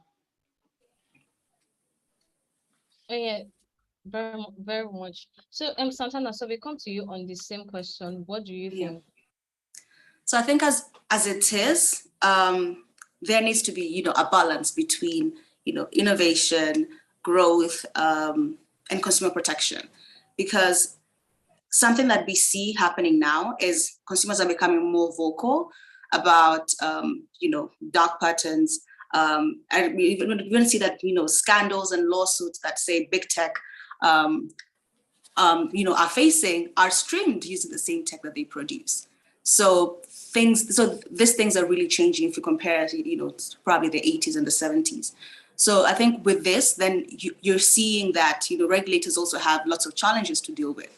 But at the same time, it is there. We pay taxes for them to keep us safe, right? So it is their duty. We pay taxes, you do the work, you do the work.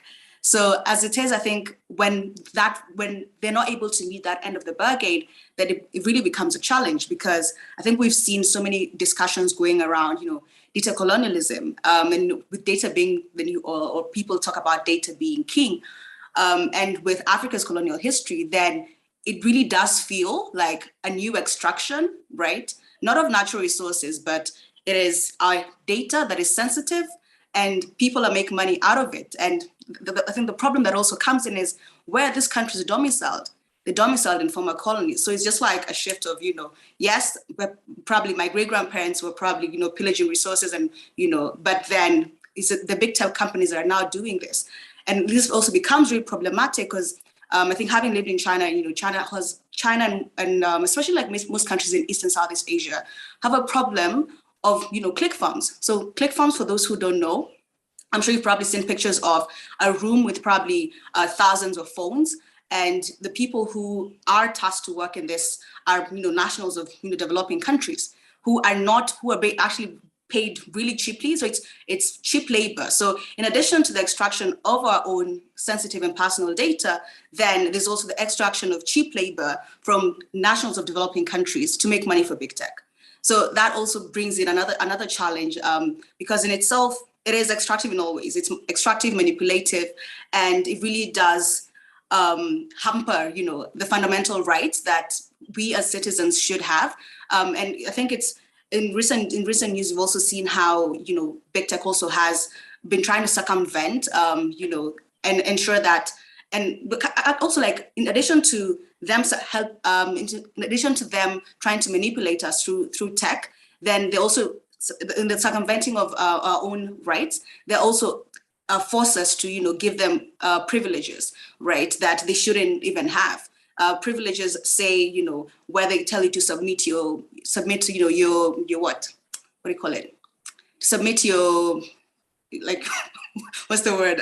You know how, like, take a picture of yourself, and they would lie to you and tell you, oh, we want a picture of your face because we don't want you to then, we don't want someone else faking and saying that you are them, right? So it's like when you see this thing, like, and the fact that they try to posture it as we're actually looking out for your interests when they're actually not, really pisses me off. So, so I think it's some of the things that, we really need to call out, because they're really playing with, our psychology, and it's really messed up. All right, thank you very much, Santana. So Onyeka, we come to you. I think for me, I'm just gonna kind of echo what some of my panelists have already said. I think that regulators need to be thinking about protecting citizens first. That's their mandate, right? And I think that it seems like, oh, because there is regulation, they're trying to stifle innovation, but that's not true. It's not I think someone already said, it's not an us versus them type of situation. At the end of the day, someone else has said citizens pay taxes, and so the regulators should protect them. But I also think that they also need to look at how to sort of promote self-regulation as well. There's a lot of work that regulators are already doing, and they just don't have the capacity. And this is something that we've seen across different African countries, right? But there are a lot of intermediaries that are doing work, right, that can promote self-regulation. And I think it's up to regulators to then support these organizations, right? So, for example, maybe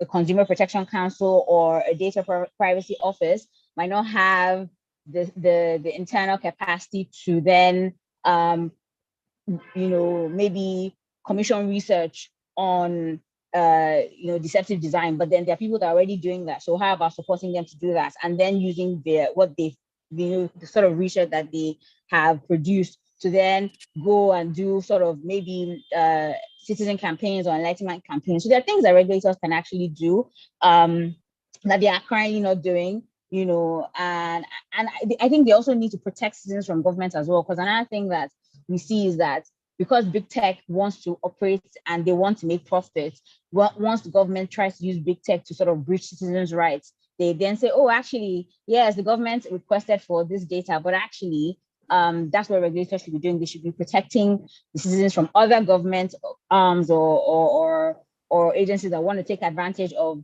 the fact that big tech has this data, right, to breach citizens' rights, whether it's privacy or freedom of expression. And that's something that they should be looking at, that they aren't currently looking at. They're just looking at how to like make a profit of like privacy by like finding or banning organizations that are not compliant. But it's more than that, right? Yeah, so I think that's sort of my kind of answer. All right, Onyeka, I'd like to ask you this question, and that's because of what you said towards the tail end of your contribution, how government sometimes are also like they are at the front of just getting all manner of information from citizens, as much information as they do not need sometimes. And you see how, say, in a country like Nigeria, where the frontiers of getting data, of collecting data just keeps expanding, especially with government. So now we're talking about how the government can balance this with private organizations. How about when the government seems to be complicit in all of this? So who regulates the government? How do you call the government to question in that wise? And how can government itself just try to regulate its own self to ensure that it is also not doing the same thing that the private organizations are accused of doing? Yeah. There you go. So I would say that it's up to citizens and civil society to sort of keep government in check, because the truth is that government also has its own agenda, right? And the way society is set up is like a 3 triangles, and we're all supposed to kind of balance each other out. So there's the private sector on one side, there's the citizens on one side, and there's the government on one side, right? And I guess where civil society kind of sits is sort of in the middle of that triangle, right? They're supposed to sort of hold corporations to account and educate citizens around their rights, and then also try and hold government to account. So I think that a better educated populace will hold their government and their regulators accountable, and that's what we don't have at the moment on the African continent. Yes, there's like a subset of us that understands our rights, understands privacy, and understands deceptive design. But there's like, for every one person that understands that, there's like 100 people that don't understand and don't care and don't know why they should care, right? Until it's too late. And that's what we need to do. We need a better educated populace. And then it's up to, I guess, like people that are in the space now, so policy and privacy professionals, to then educate the populace, and then they will join us in holding the government accountable. Because one person can't do it, but there are like 1,000 people, 5,000 people, 10,000 people online saying, actually, no, this doesn't make any sense, right? Or you're speaking to your lawmakers, like if there's a bill that is in let's say that in parliament at the moment, or in one of the houses of assemblies, or and it doesn't include XYZ, citizens should be able to say, actually, I need you to include this, or civil society should say, oh, actually, this is wrong, take it out, right? But then I guess there's also the place of the judiciary as well, in that if you don't have a judiciary that holds governments accountable, that also falls apart. But I also find that in Africa, we don't really hold our judiciary accountable either. It's like, oh yeah, they've said this or they've done this, and there's nothing we can do about that. But that's not actually true. There's a lot that we can do. I know, like in Nigeria, there's you can report them to like certain bodies. There's like public outcry, but no one ever really thinks about that. And so these are the kind of the different levers that we need to start thinking about pulling as citizens on the African continent. Victoria, I'd like to add something onto what Consola has said. Definitely, please, you can go Yes. ahead. So I think something that also brings in a challenge, especially for different African countries, is now in the case of some of my research that I've been doing, is not even necessarily say even like big tech. We see dark patterns also being deployed by smaller companies that are probably starting out, and sometimes you find Chinese law is very different from say different law systems across different African countries. And you find more often than not, say people who are violators or even who are using dark patterns and probably get arrested in one way or another, then they most probably will get extradited. So how do you ensure, so when they're in their own country, then it's not, you don't really end up knowing, what happened. And even if you do, sometimes you find sentences are lessened. So they're not really able to face the punishment that you'd want them to face, simply because they're not being tried in the country where they committed the wrongdoing. So that also brings in a problem, because you find in no time someone might get a really short sentence and they're back in another African country, right? So that also creates a challenge when it comes to, if you have outrightly violated a law when it comes to say data protection or something in those lines, then how do you ensure that people actually get punished for these things? So I think that can I just add on to that as well? Yeah, what I wanted to add to that is that, like the panelist has indicated, I mean, governments sometimes collect a bit much of the data, which is really what was the basis of what happens with the shrimps too, where there's a question as to why the Americans were collecting too much data, and the reason was because it was for security reasons. But where do we draw the line between protecting personal data and ensuring the security of the citizens? So I think it's very important for us to continue to sensitize the masses, to let them know about their rights. Digital literacy is at the center of ensuring that we have more data protection and holding our governments accountable and questioning as to why they are collecting as much data, because it absolutely defeats purpose for governments to hold accountable private companies if the government itself is not protecting the data, it's not collecting the data as it should, it is not within the confines of the law as far as data protection is concerned. So citizens have to continuously hold government accountable. They have to continue to probe. Civil society organizations have a responsibility as far as this is concerned, so that the discussion of data privacy is not only in the private sector, but equally as far as government is concerned. Because you will note that government is collecting a lot of sensitive data, which is the case with especially the health sector. The health sector is collecting a lot of personal data.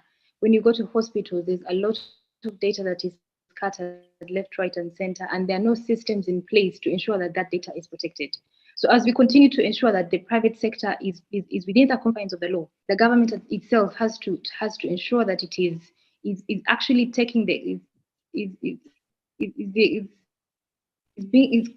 presenting themselves with the right example to the citizens of a country. Yeah, and I think just to add to that, I think that there is an opportunity here. And I mean, Santana was talking about how, for example, a company breaches data protection law in one country and then they can just go to another country. And I think that this is where the opportunity comes in with, for example, the Africa Free Trade Continental Agreement, or bringing this kind of thing onto like ECOWAS or the African Union when they do have their meetings. And I think that's where that would play. And that's where we need to kind of take the discussion so that, as you say, it's not, oh, someone has come to exploit citizens in Kenya and then they go back to their country and then 1 year later they've come to Nigeria and then they've just gotten a slap on the wrist. It should be, look, you violated in this country, and before you can come into the country, this is how you have changed your procedures and your processes. And then governments know this information because the information has been shared and then is being fed, across. And I think that's the way that we have to kind of think about it, and that's the way it kind of has to work. And I'm not saying it's going to be easy. It's definitely going to be a very complicated process, but I think that's something that we need to kind of lobby for. So that citizens across Africa are protected, not just in the big countries like maybe Kenya, Nigeria, or Uganda, where they're already thinking about data protection or data privacy. But also to add to that, I think we really need to strongly lobby for a unified regulation for the entire African continent, because the fragmented regulations, they really make it quite difficult to implement some of these regulations. Because if you're discussing matters of the African Continental Free Trade Area, and yet some of the countries actually do not have any regulation in place. In some countries, it is quite robust. In other countries, it is not as robust. So we are going to have that disparity in implementation of some of these regulations. Definitely. Yeah. Oh, okay. Yeah, Oyinkan, you wanted to say something? No. I was definitely just agreeing. I think like you definitely have to have like one sort of super regulation, and then countries can then localize. I had heard that the African Union was working on something, but I'm not 100% sure. Okay. Yeah, there is a Malabo Convention, but not very many countries are signatories to the convention. Okay, so Oyinkan and Janita, I'd like to I'd like you to answer another question, but related to what you just talked about. Now, for what Santana said the other time, how you see some companies that have been convicted for certain offenses related to digital rights in some countries or in some jurisdictions, then they come to Africa and then they get a slap on the wrist. I think that for Africa, there is this notion that Africa needs more innovators to come on board, majorly because of the economic ecosystem that exists generally in Africa. So you see how companies that are subjected to higher standards in other jurisdictions, when they come to Africa, they seem to just like do their thing and enjoy, they enjoy lesser and less stricter regulation. So, I mean, Africa seems to just be a place where they can do their thing and then they can just go under the guise of perhaps Africa needs them more than they need Africa, right? So how do you think that the African government can seem to balance this narrative, right? How do you think Africa can retain this innovation while still allowing for, while still not just letting them pass under the guise of, oh yeah, we need you more than you need us. And Janita also mentioned unified regulation for African for the African continent. How easily do you think that can be achieved, and what are the structures that we need to put in place to make this happen? Because for as much as we are in Africa, we realize that countries have different perspectives to things and they always have different stance. So even certain laws and treaties that exist within Africa, not all African countries seem to subscribe to those treaties, right? So And some of these treaties, they are still subjected to localization for them to take effect in some countries. So how do you think we can go about that?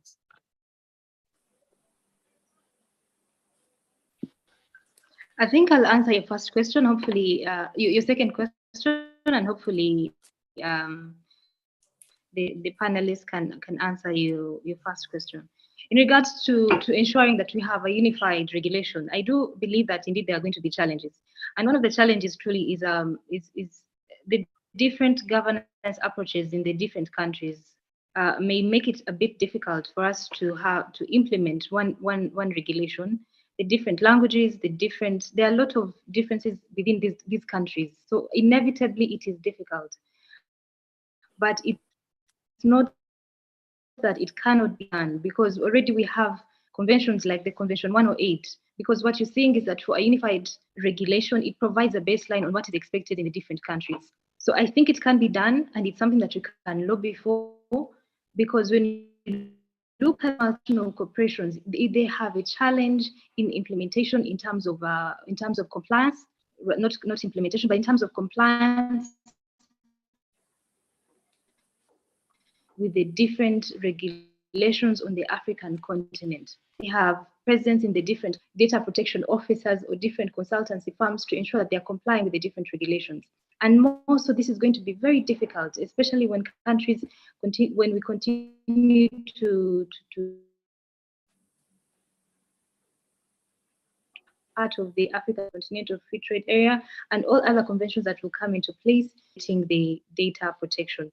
But as we stand, there is indeed the Malabo Convention, but I think because the Malabo Convention is also not regulating certain aspects, such as this discussion is about, the dark patterns. I'm not familiar that the Malabo Convention is particularly and with specificity addressing matters of the dark patterns. It is addressing data protection and cybersecurity.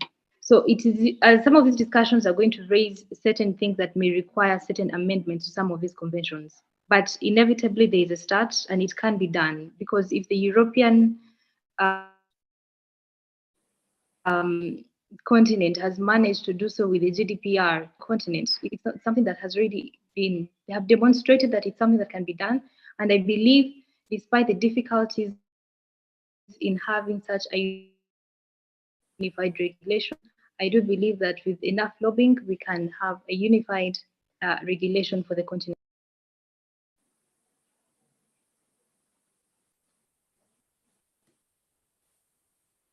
All right, thank you very much. Onyeka, would you like to answer the question as well? I think I will go with the first question and maybe just chip in a bit on the second question, because I think Janita has kind of said most of it. I think that with the first question, the regulators just need to care, and they need to show that they care, right? And I think that's the thing. If your regulators and your government doesn't care, then why should the private entity looking for profits care? And the truth is that business is always going to go as far as the law allows them to go. And so the only way like African governments or African leaders or African regulators can show that, oh, you can't just come to Africa countries and do whatever you like, is to actually show that they care. And they do that in like a number of ways. So there is, the problem with Nigeria is that we have a lot of regulation. Okay, I'm going to use Nigeria as an example, right? There's a problem with implementation, right? We have some data protection regulation, but what is implementation like? If I submitted a complaint to XYZ about XYZ company, how seriously would the regulator take it, right? And how quickly would my complaints then be, adhered to? Or for example, if I noticed that like an e-commerce company was doing something that I felt was affecting me, or they were trying to trick me to doing something, and I reported to my Consumer Protection Council, how quickly, is that issue going to be resolved? And how seriously are they going to take it? And it's not even about winning, right? You don't have to win, right? The regulator doesn't have to win all the time, but it's that, engaging the company and saying, oh, actually, you've done this and our citizens don't like this, right? It's not about regulators saying, oh, we're going to take it to court, or we're going to fine you or do this, right? It's about engaging and saying, look, I want you to stop this, right? And even that engagement will definitely put companies on their toes. So I think that it's an engagement thing. We need to get them to care. We need to get them to engage more. We need to get them to take up issues. And then once they do that, then companies know that they can't just come in and do whatever they like, you know. And then I guess on the second question around, it's definitely not going to be easy. But I guess that's why we have blocks for a reason. There's the ECOWAS block, like there's the Eastern block. They're blocks for a reason. And so it might be that we have to take like a broken down approach to it first, and then build up to this unified approach. But yeah, it's definitely not going to be easy. Yeah. Victoria, I think I also have something I'd like to add. I think something that we've also seen happen is, government in itself has to behave and act in our own best interests as, the citizens, for them to, even really set an example for the players that would come in. And I think sometimes you see, legislators sponsoring bills in parliament that if this bills got passed, would make money for them. So sometimes you find they're often vested interests, especially in the tech ecosystem. And it's where, there have been calls, for example, in Kenya to ensure that, legislators cannot, do business with government, because you find someone trying to sponsor a bill that if it got passed in parliament, they would just have to set up a company that would provide that service. So that also brings in a problem, because then you don't really, because the legislators, if they're able to get as much money and people behind them, then this could end up hindering innovation and just making money for them in the long run.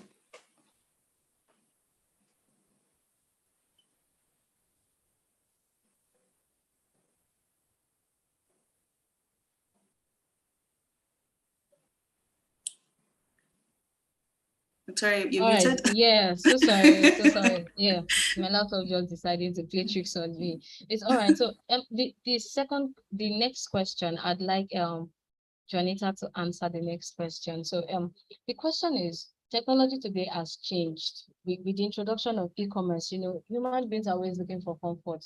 I mean, why cook when you can order the food?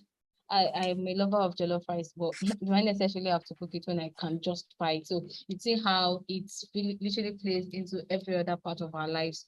Why go to the market when you can order online and then it's delivered at your doorstep, right? But then it has raised expectation about, with these changes that we've had, notwithstanding the fact that they have been quite easy for us, they have also raised our expectation about what is acceptable customer service and what is not. So Juanita, from your perspective, how do you think technology has changed the way we view consumer rights and consumer protection?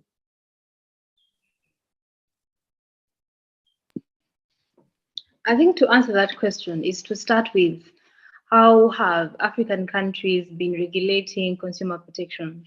From the Uganda perspective, I would like to confirm that so far in Uganda, there isn't a consumer protection law, an overarching consumer protection law that is existing to this stage. We do not have one. However, and I think Santana can confirm, in Kenya, there's regulation as far as consumer protection is concerned. Under the Competition Act, there has been consumer protection regulations. But when you look at those regulations, they are specifically addressing concerns with respect to physical products. The creators of, or rather the parliament, was trying to regulate physical services, physical products, ensuring that the products are of the right quality, from a conservative point of view. However, we are now transitioning to the digital space. Just as you have mentioned, we're now in the e-commerce, we are transacting online. And therefore, it's important for us to transition, or in addition to the current existing regulations that are protecting consumers with respect to their physical products, we need to start regulating consumer protection and advancing or boosting consumer rights as far as the digital space is concerned. And why is that important? Because personal data, or generally data, is at the center of today's digital economy. Some people have been quoted to say that data is power and data is the new oil. And therefore, in doing so, we cannot delink personal data protection from consumer protection. The two have now become so intertwined that we cannot delink them. We have to provide more robust regulation of consumers online their transactions, at the same time trying to protect their personal data. I hope that answers your question. Yeah, very much. So I would like us to go to the to the consumers now, right? So Santana mentioned something the other time, right, about consumers also taking the active step to say, okay, we want to contribute to this when it comes to policy, and then we are able to hold governments accountable. But while it is very common that we our suggestions are usually directed to the educated part of the consumers, right? While people that actively can tell that, oh, okay, these are the rights that I have as a data subject. I mean, there are people who use Facebook, the older generation, the millennials, the boomers, they use Facebook a lot.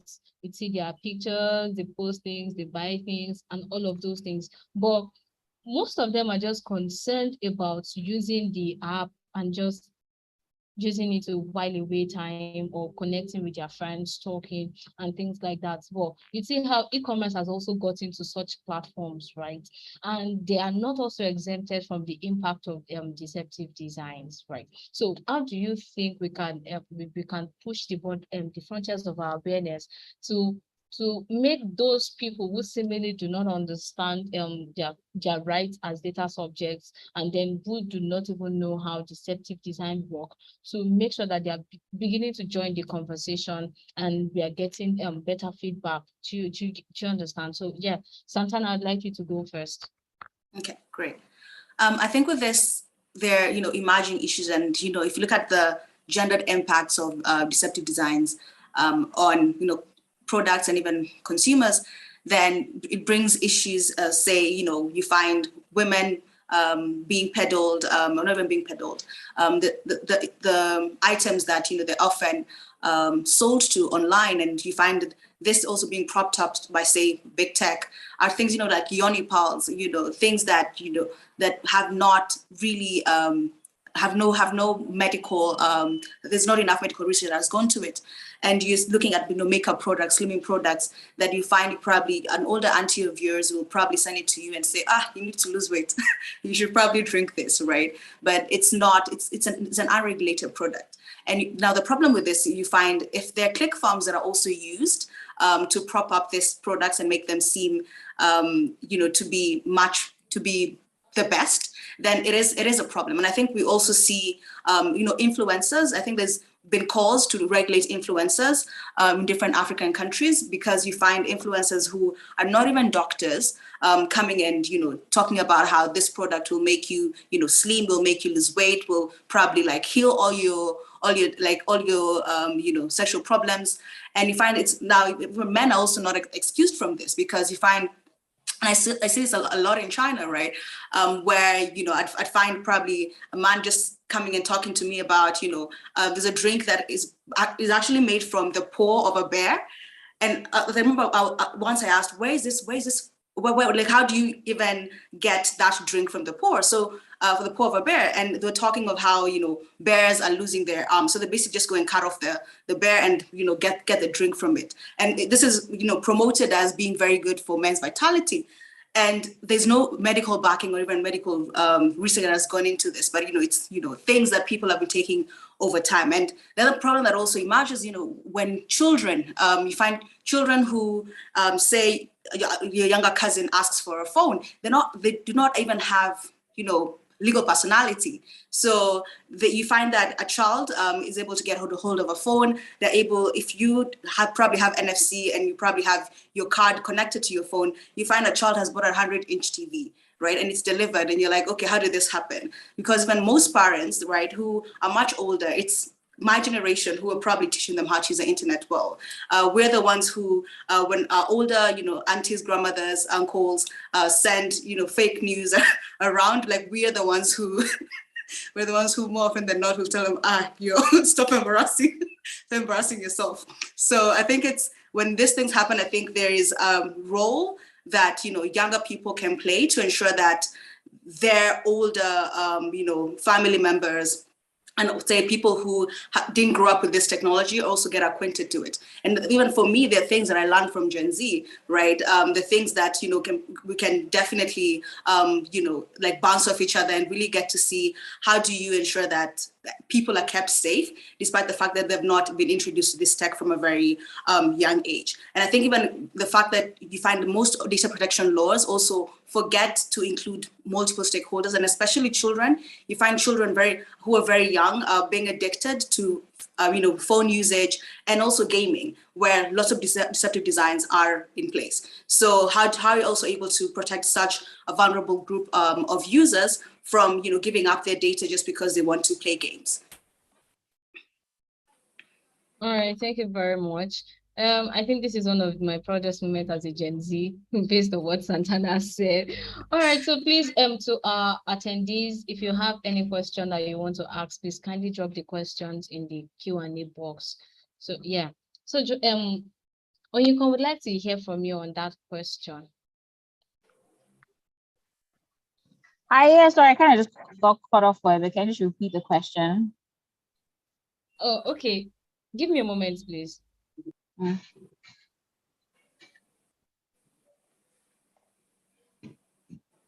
All right, so the question was basically talking about how we are able to reach out to the less informed part of the divide. Oh yeah, yes, consumers. Yes. Yeah, I think I heard this. Yeah. So I think that it's just basic digital inclusion. It's including groups that people are not usually thinking about. So people are usually trying to target Gen Z now because they're the next set of people that are going to spend money on their apps. And then they forget that, as you said, they're like the boomers.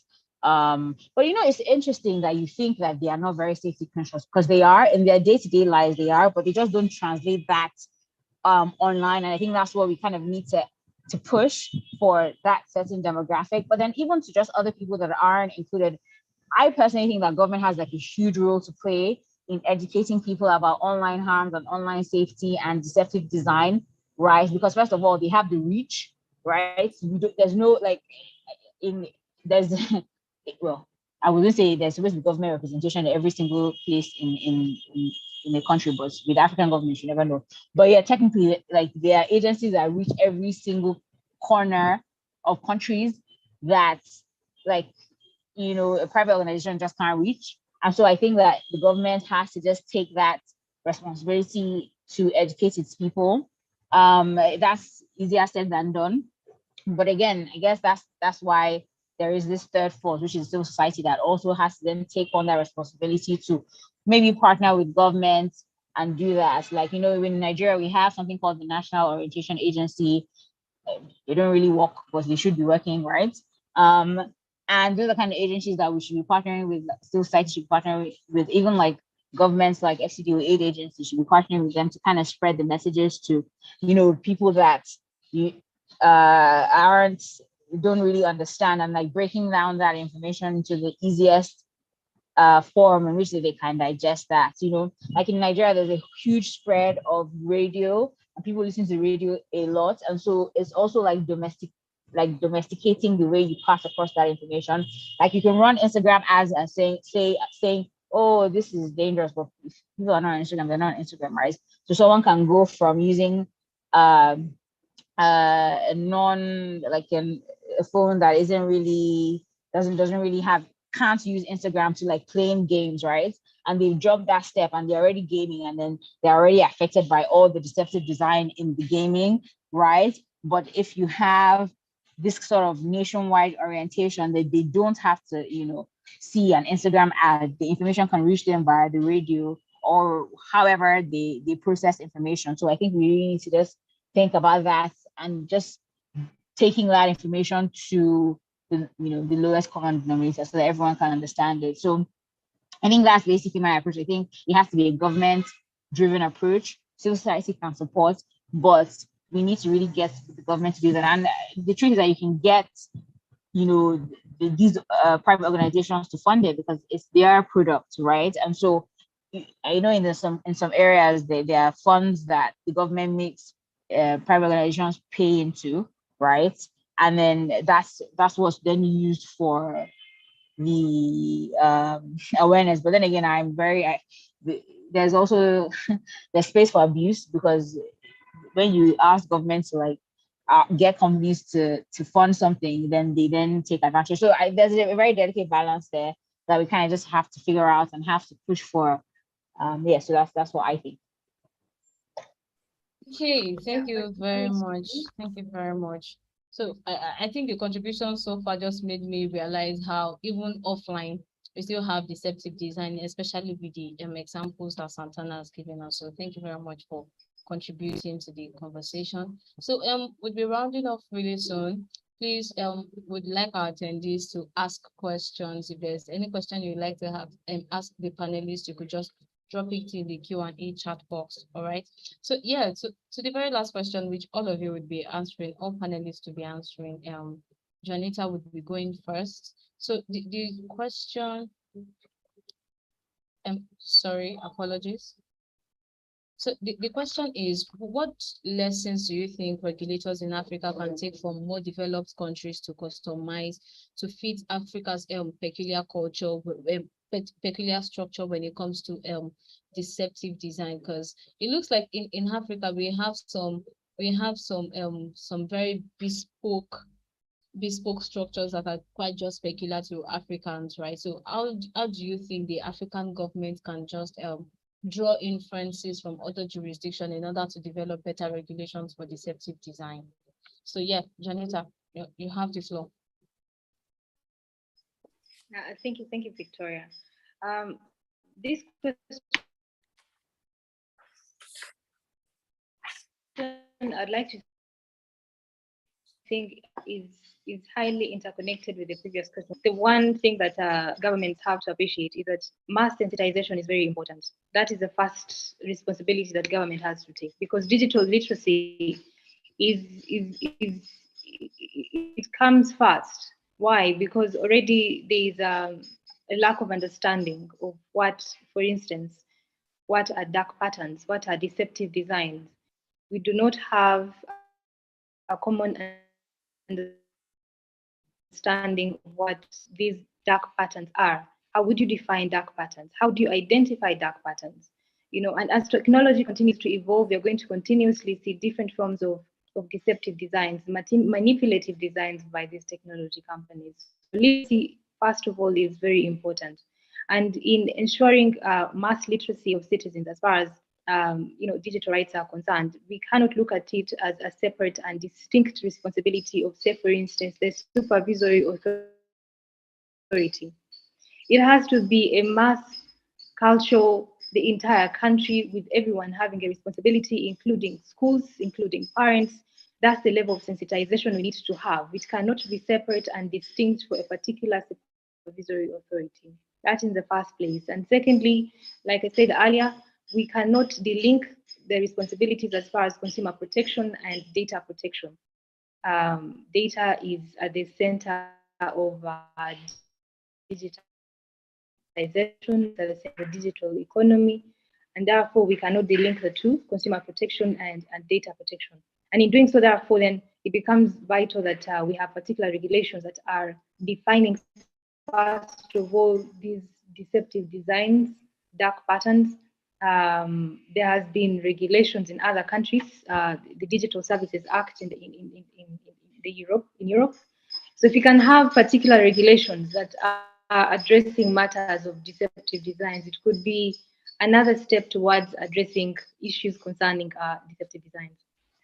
The peculiarity of the African continent is that we have different understandings as far as, and we are different levels of appreciating and understanding digital economy. And therefore, it means that I liked what one of the panelists said, that we have to take a progressive approach in addressing some of these things, appreciating that different countries are at different levels and addressing matters at different levels as we transition towards a unified approach to addressing this as an entire African continent.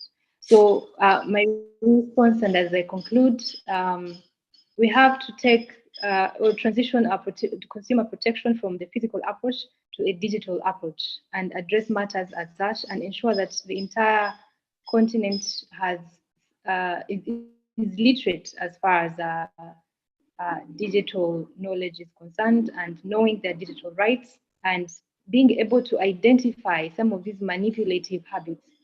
But of importance is also empowering the supervisory authorities, because it's a one thing for the citizens to know their rights, but if the supervisory authorities are not empowered and such matters, if they're not a priority to the different countries, then it defeats purpose. We find that we're going to be at a dead end. We have to empower the supervisory authorities such that if a complaint is brought to the supervisory authorities, they do have the power to sanction, certain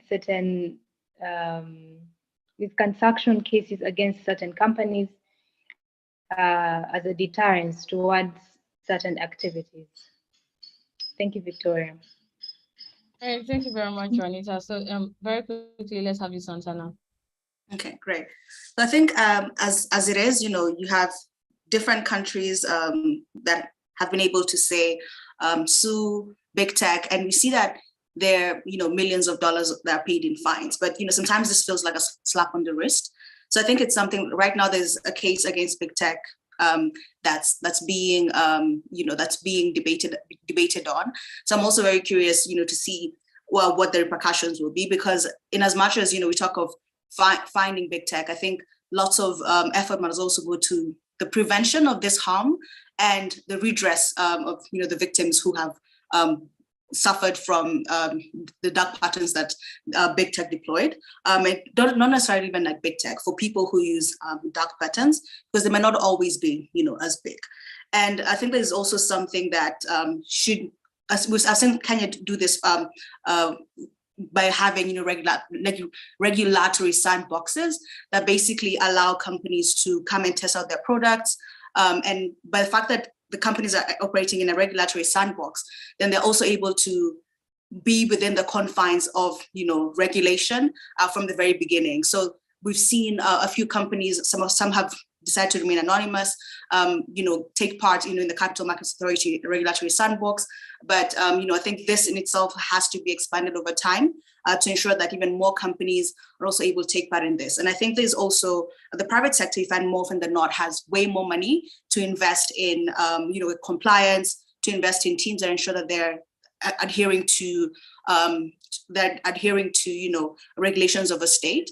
So I think there's also the avenues for collaboration between, say, private sector that is also keen on having accelerators where they have startups coming in that may be young, they might be in the idea stage, and also just have them start from a point where they're also trying to be compliant from the very beginning. And I think there's also something that also stems, I think we've seen recently with, companies that have tried to domicile themselves, say, I'm still using Kenya as an example.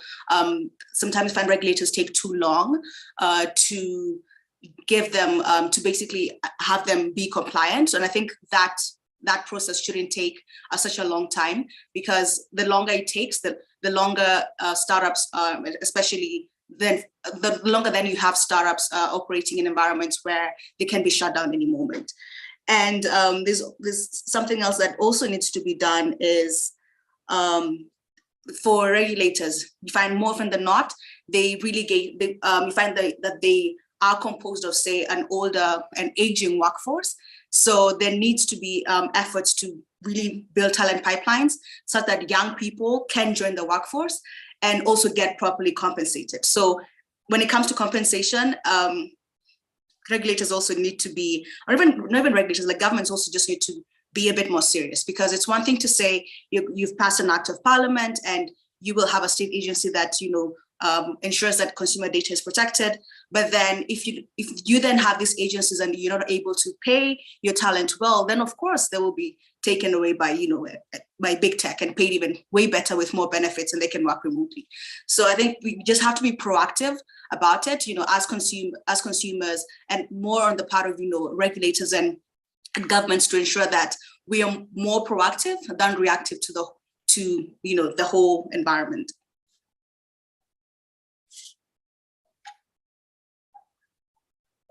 Victoria, muted. Apologies. All right. So thank you for that contribution. So if you're a Gen Z and you're on the call, this is a call to action that you should try as much as possible to join regulatory bodies because your contributions are highly needed. So perhaps tomorrow I could decide that I'm going to join my regulatory body in the best interest of Deceptive Designs, right? So Oyinkan, would like to take your own last contribution before we call it a day on the panel. Hi everyone. In fact, my internet has been going in and out. So I'm just going to be quick before it cuts off. So I know that, like we've said so many times, that data is the new oil, but I know that like everyone listening and every African here understands like the chaos that oil has caused in different African countries. And I think that like regulators need to have that at the back of their minds, right? That data has this potential and technology also has the same potential for infinite good and also infinite bad, right? And so they need to have that at the back of their minds when thinking about protecting citizens, which is definitely their first mandate. And that's something that they can even learn from other African countries, right? How do you protect your citizens so that they are not exploited in the same way we've seen all companies exploit locals in different African countries. But I think that they also really need to be ready to partner with external stakeholders, right? They don't have all the knowledge and they can't have all the knowledge, right? And so they need to be able to find a model that works for them so that they're able to tap into the innovation and the forward-thinking ability of, you know, the young people that are in the technology space and the young people that actually care about human rights and care about ethics when it comes to technology and products, and find a way to work with these people so that they can then keep them abreast of all the new you know, the things that they have to keep at the back of their minds when drafting this regulation. And I think they also just kind of just need to improve like interagency working. The way regulators work is that they tend to be siloed in their approach. But I think, as one of the panelists have said, like there's just so much. There's consumer protection, there's privacy, you know, there's human rights, and all this comes together when we're talking about deceptive design. That's something that they have to also keep at the back of their minds as well. Yeah, so I think that's it for me. All right, thank you very much for an interesting conversation so far. So I think the points that really stood out for me is the fact that to regulate deceptive design, it's really everybody's responsibilities, and we cannot just leave it to the regulators alone to do so. It's like a call to action. When you see any regulator putting out certain laws, and if it's within your capacity to contribute, please kindly do so, because that way we are able to, you know, tackle this monster called deceptive design in the best way possible. So thank you very much, Santana, Juanita, and Oyinkan for the very Oyinkan Solar, apologies for the very interesting conversation so far. So we have come to the end of this panel session, and I'll be handing over back to Dolapo. Thank you so much, everybody. Thank you, Santana. Thank you, Juanita. Thank you, Incentivize. It was really an amazing session. Thank you, Victoria. Thank you for moderating the session amazingly well. We're about rounding up, but just before we do that, I'd like to invite Mr. John Kamal. He works with the Competition Authority in Kenya to share a few words with us. Mr. John.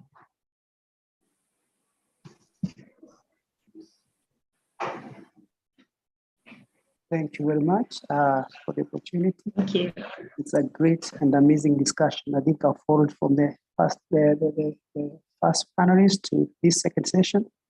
I've enjoyed the sessions, both those who are talking about designers, the designers, and now those talking about regulatory aspects. I wish to say that I want to agree with the panelists on most of the issues they have discussed. But I want to point out that I would say on my end is that we have laws. I can say we have laws, only that what we need to do is that we need to look at the regulatory gap, because some of the products that are the deceptive design, they have been existing without, I would say, before we have advancing technology, like false and misleading. Some of them, we can classify them in what you call a cautionable conduct. They have been there, but now with the advancement of technology, you find that they have gone high-tech, and therefore we need better tools. At the same time, like in Kenya, I don't know about, if I may give an example of Kenya, is that we have more than just one, we call it laws. There are many laws, like domiciled under different sector regulators. And this brings a problem in terms of collaboration, calling for multi-agency collaboration. And then when you look at generally these products that have to do with deceptive designs, you'll find that mostly you'll find the product is one country while the marketer or whatever is the undertaking is domiciled in that country, the marketers or the owners of the platform. And the issue is about limitation of jurisdiction, which now if I'm dealing with a product in Kenya where it's happened, but I'm supposed to be in another jurisdiction, like let's say Tanzania or Nigeria, then I would call for agency collaboration. At the same time, is that some countries do not have laws. You find they don't have agencies. Now that brings a problem because such issues are handled maybe by a ministry or a certain department in a ministry where they don't have the right tools. They may not be empowered properly. The law may be lacking or is not adequate enough. And so this brings challenges. So currently I would say, because I don't want to say much, but I would say that the issue of regulatory gap is very important. Where are we and where do we want to go? What is happening? How do we modernize our laws to take care of the new emerging issues which have come because of technology?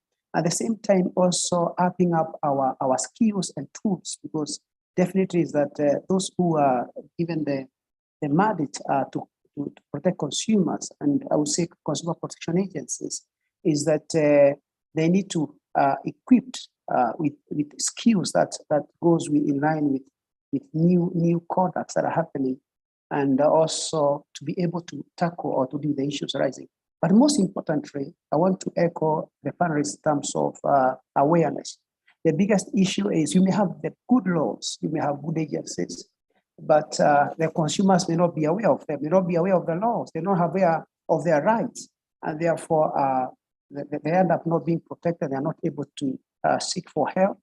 And though the law exists, the other thing is something that was mentioned in the first session.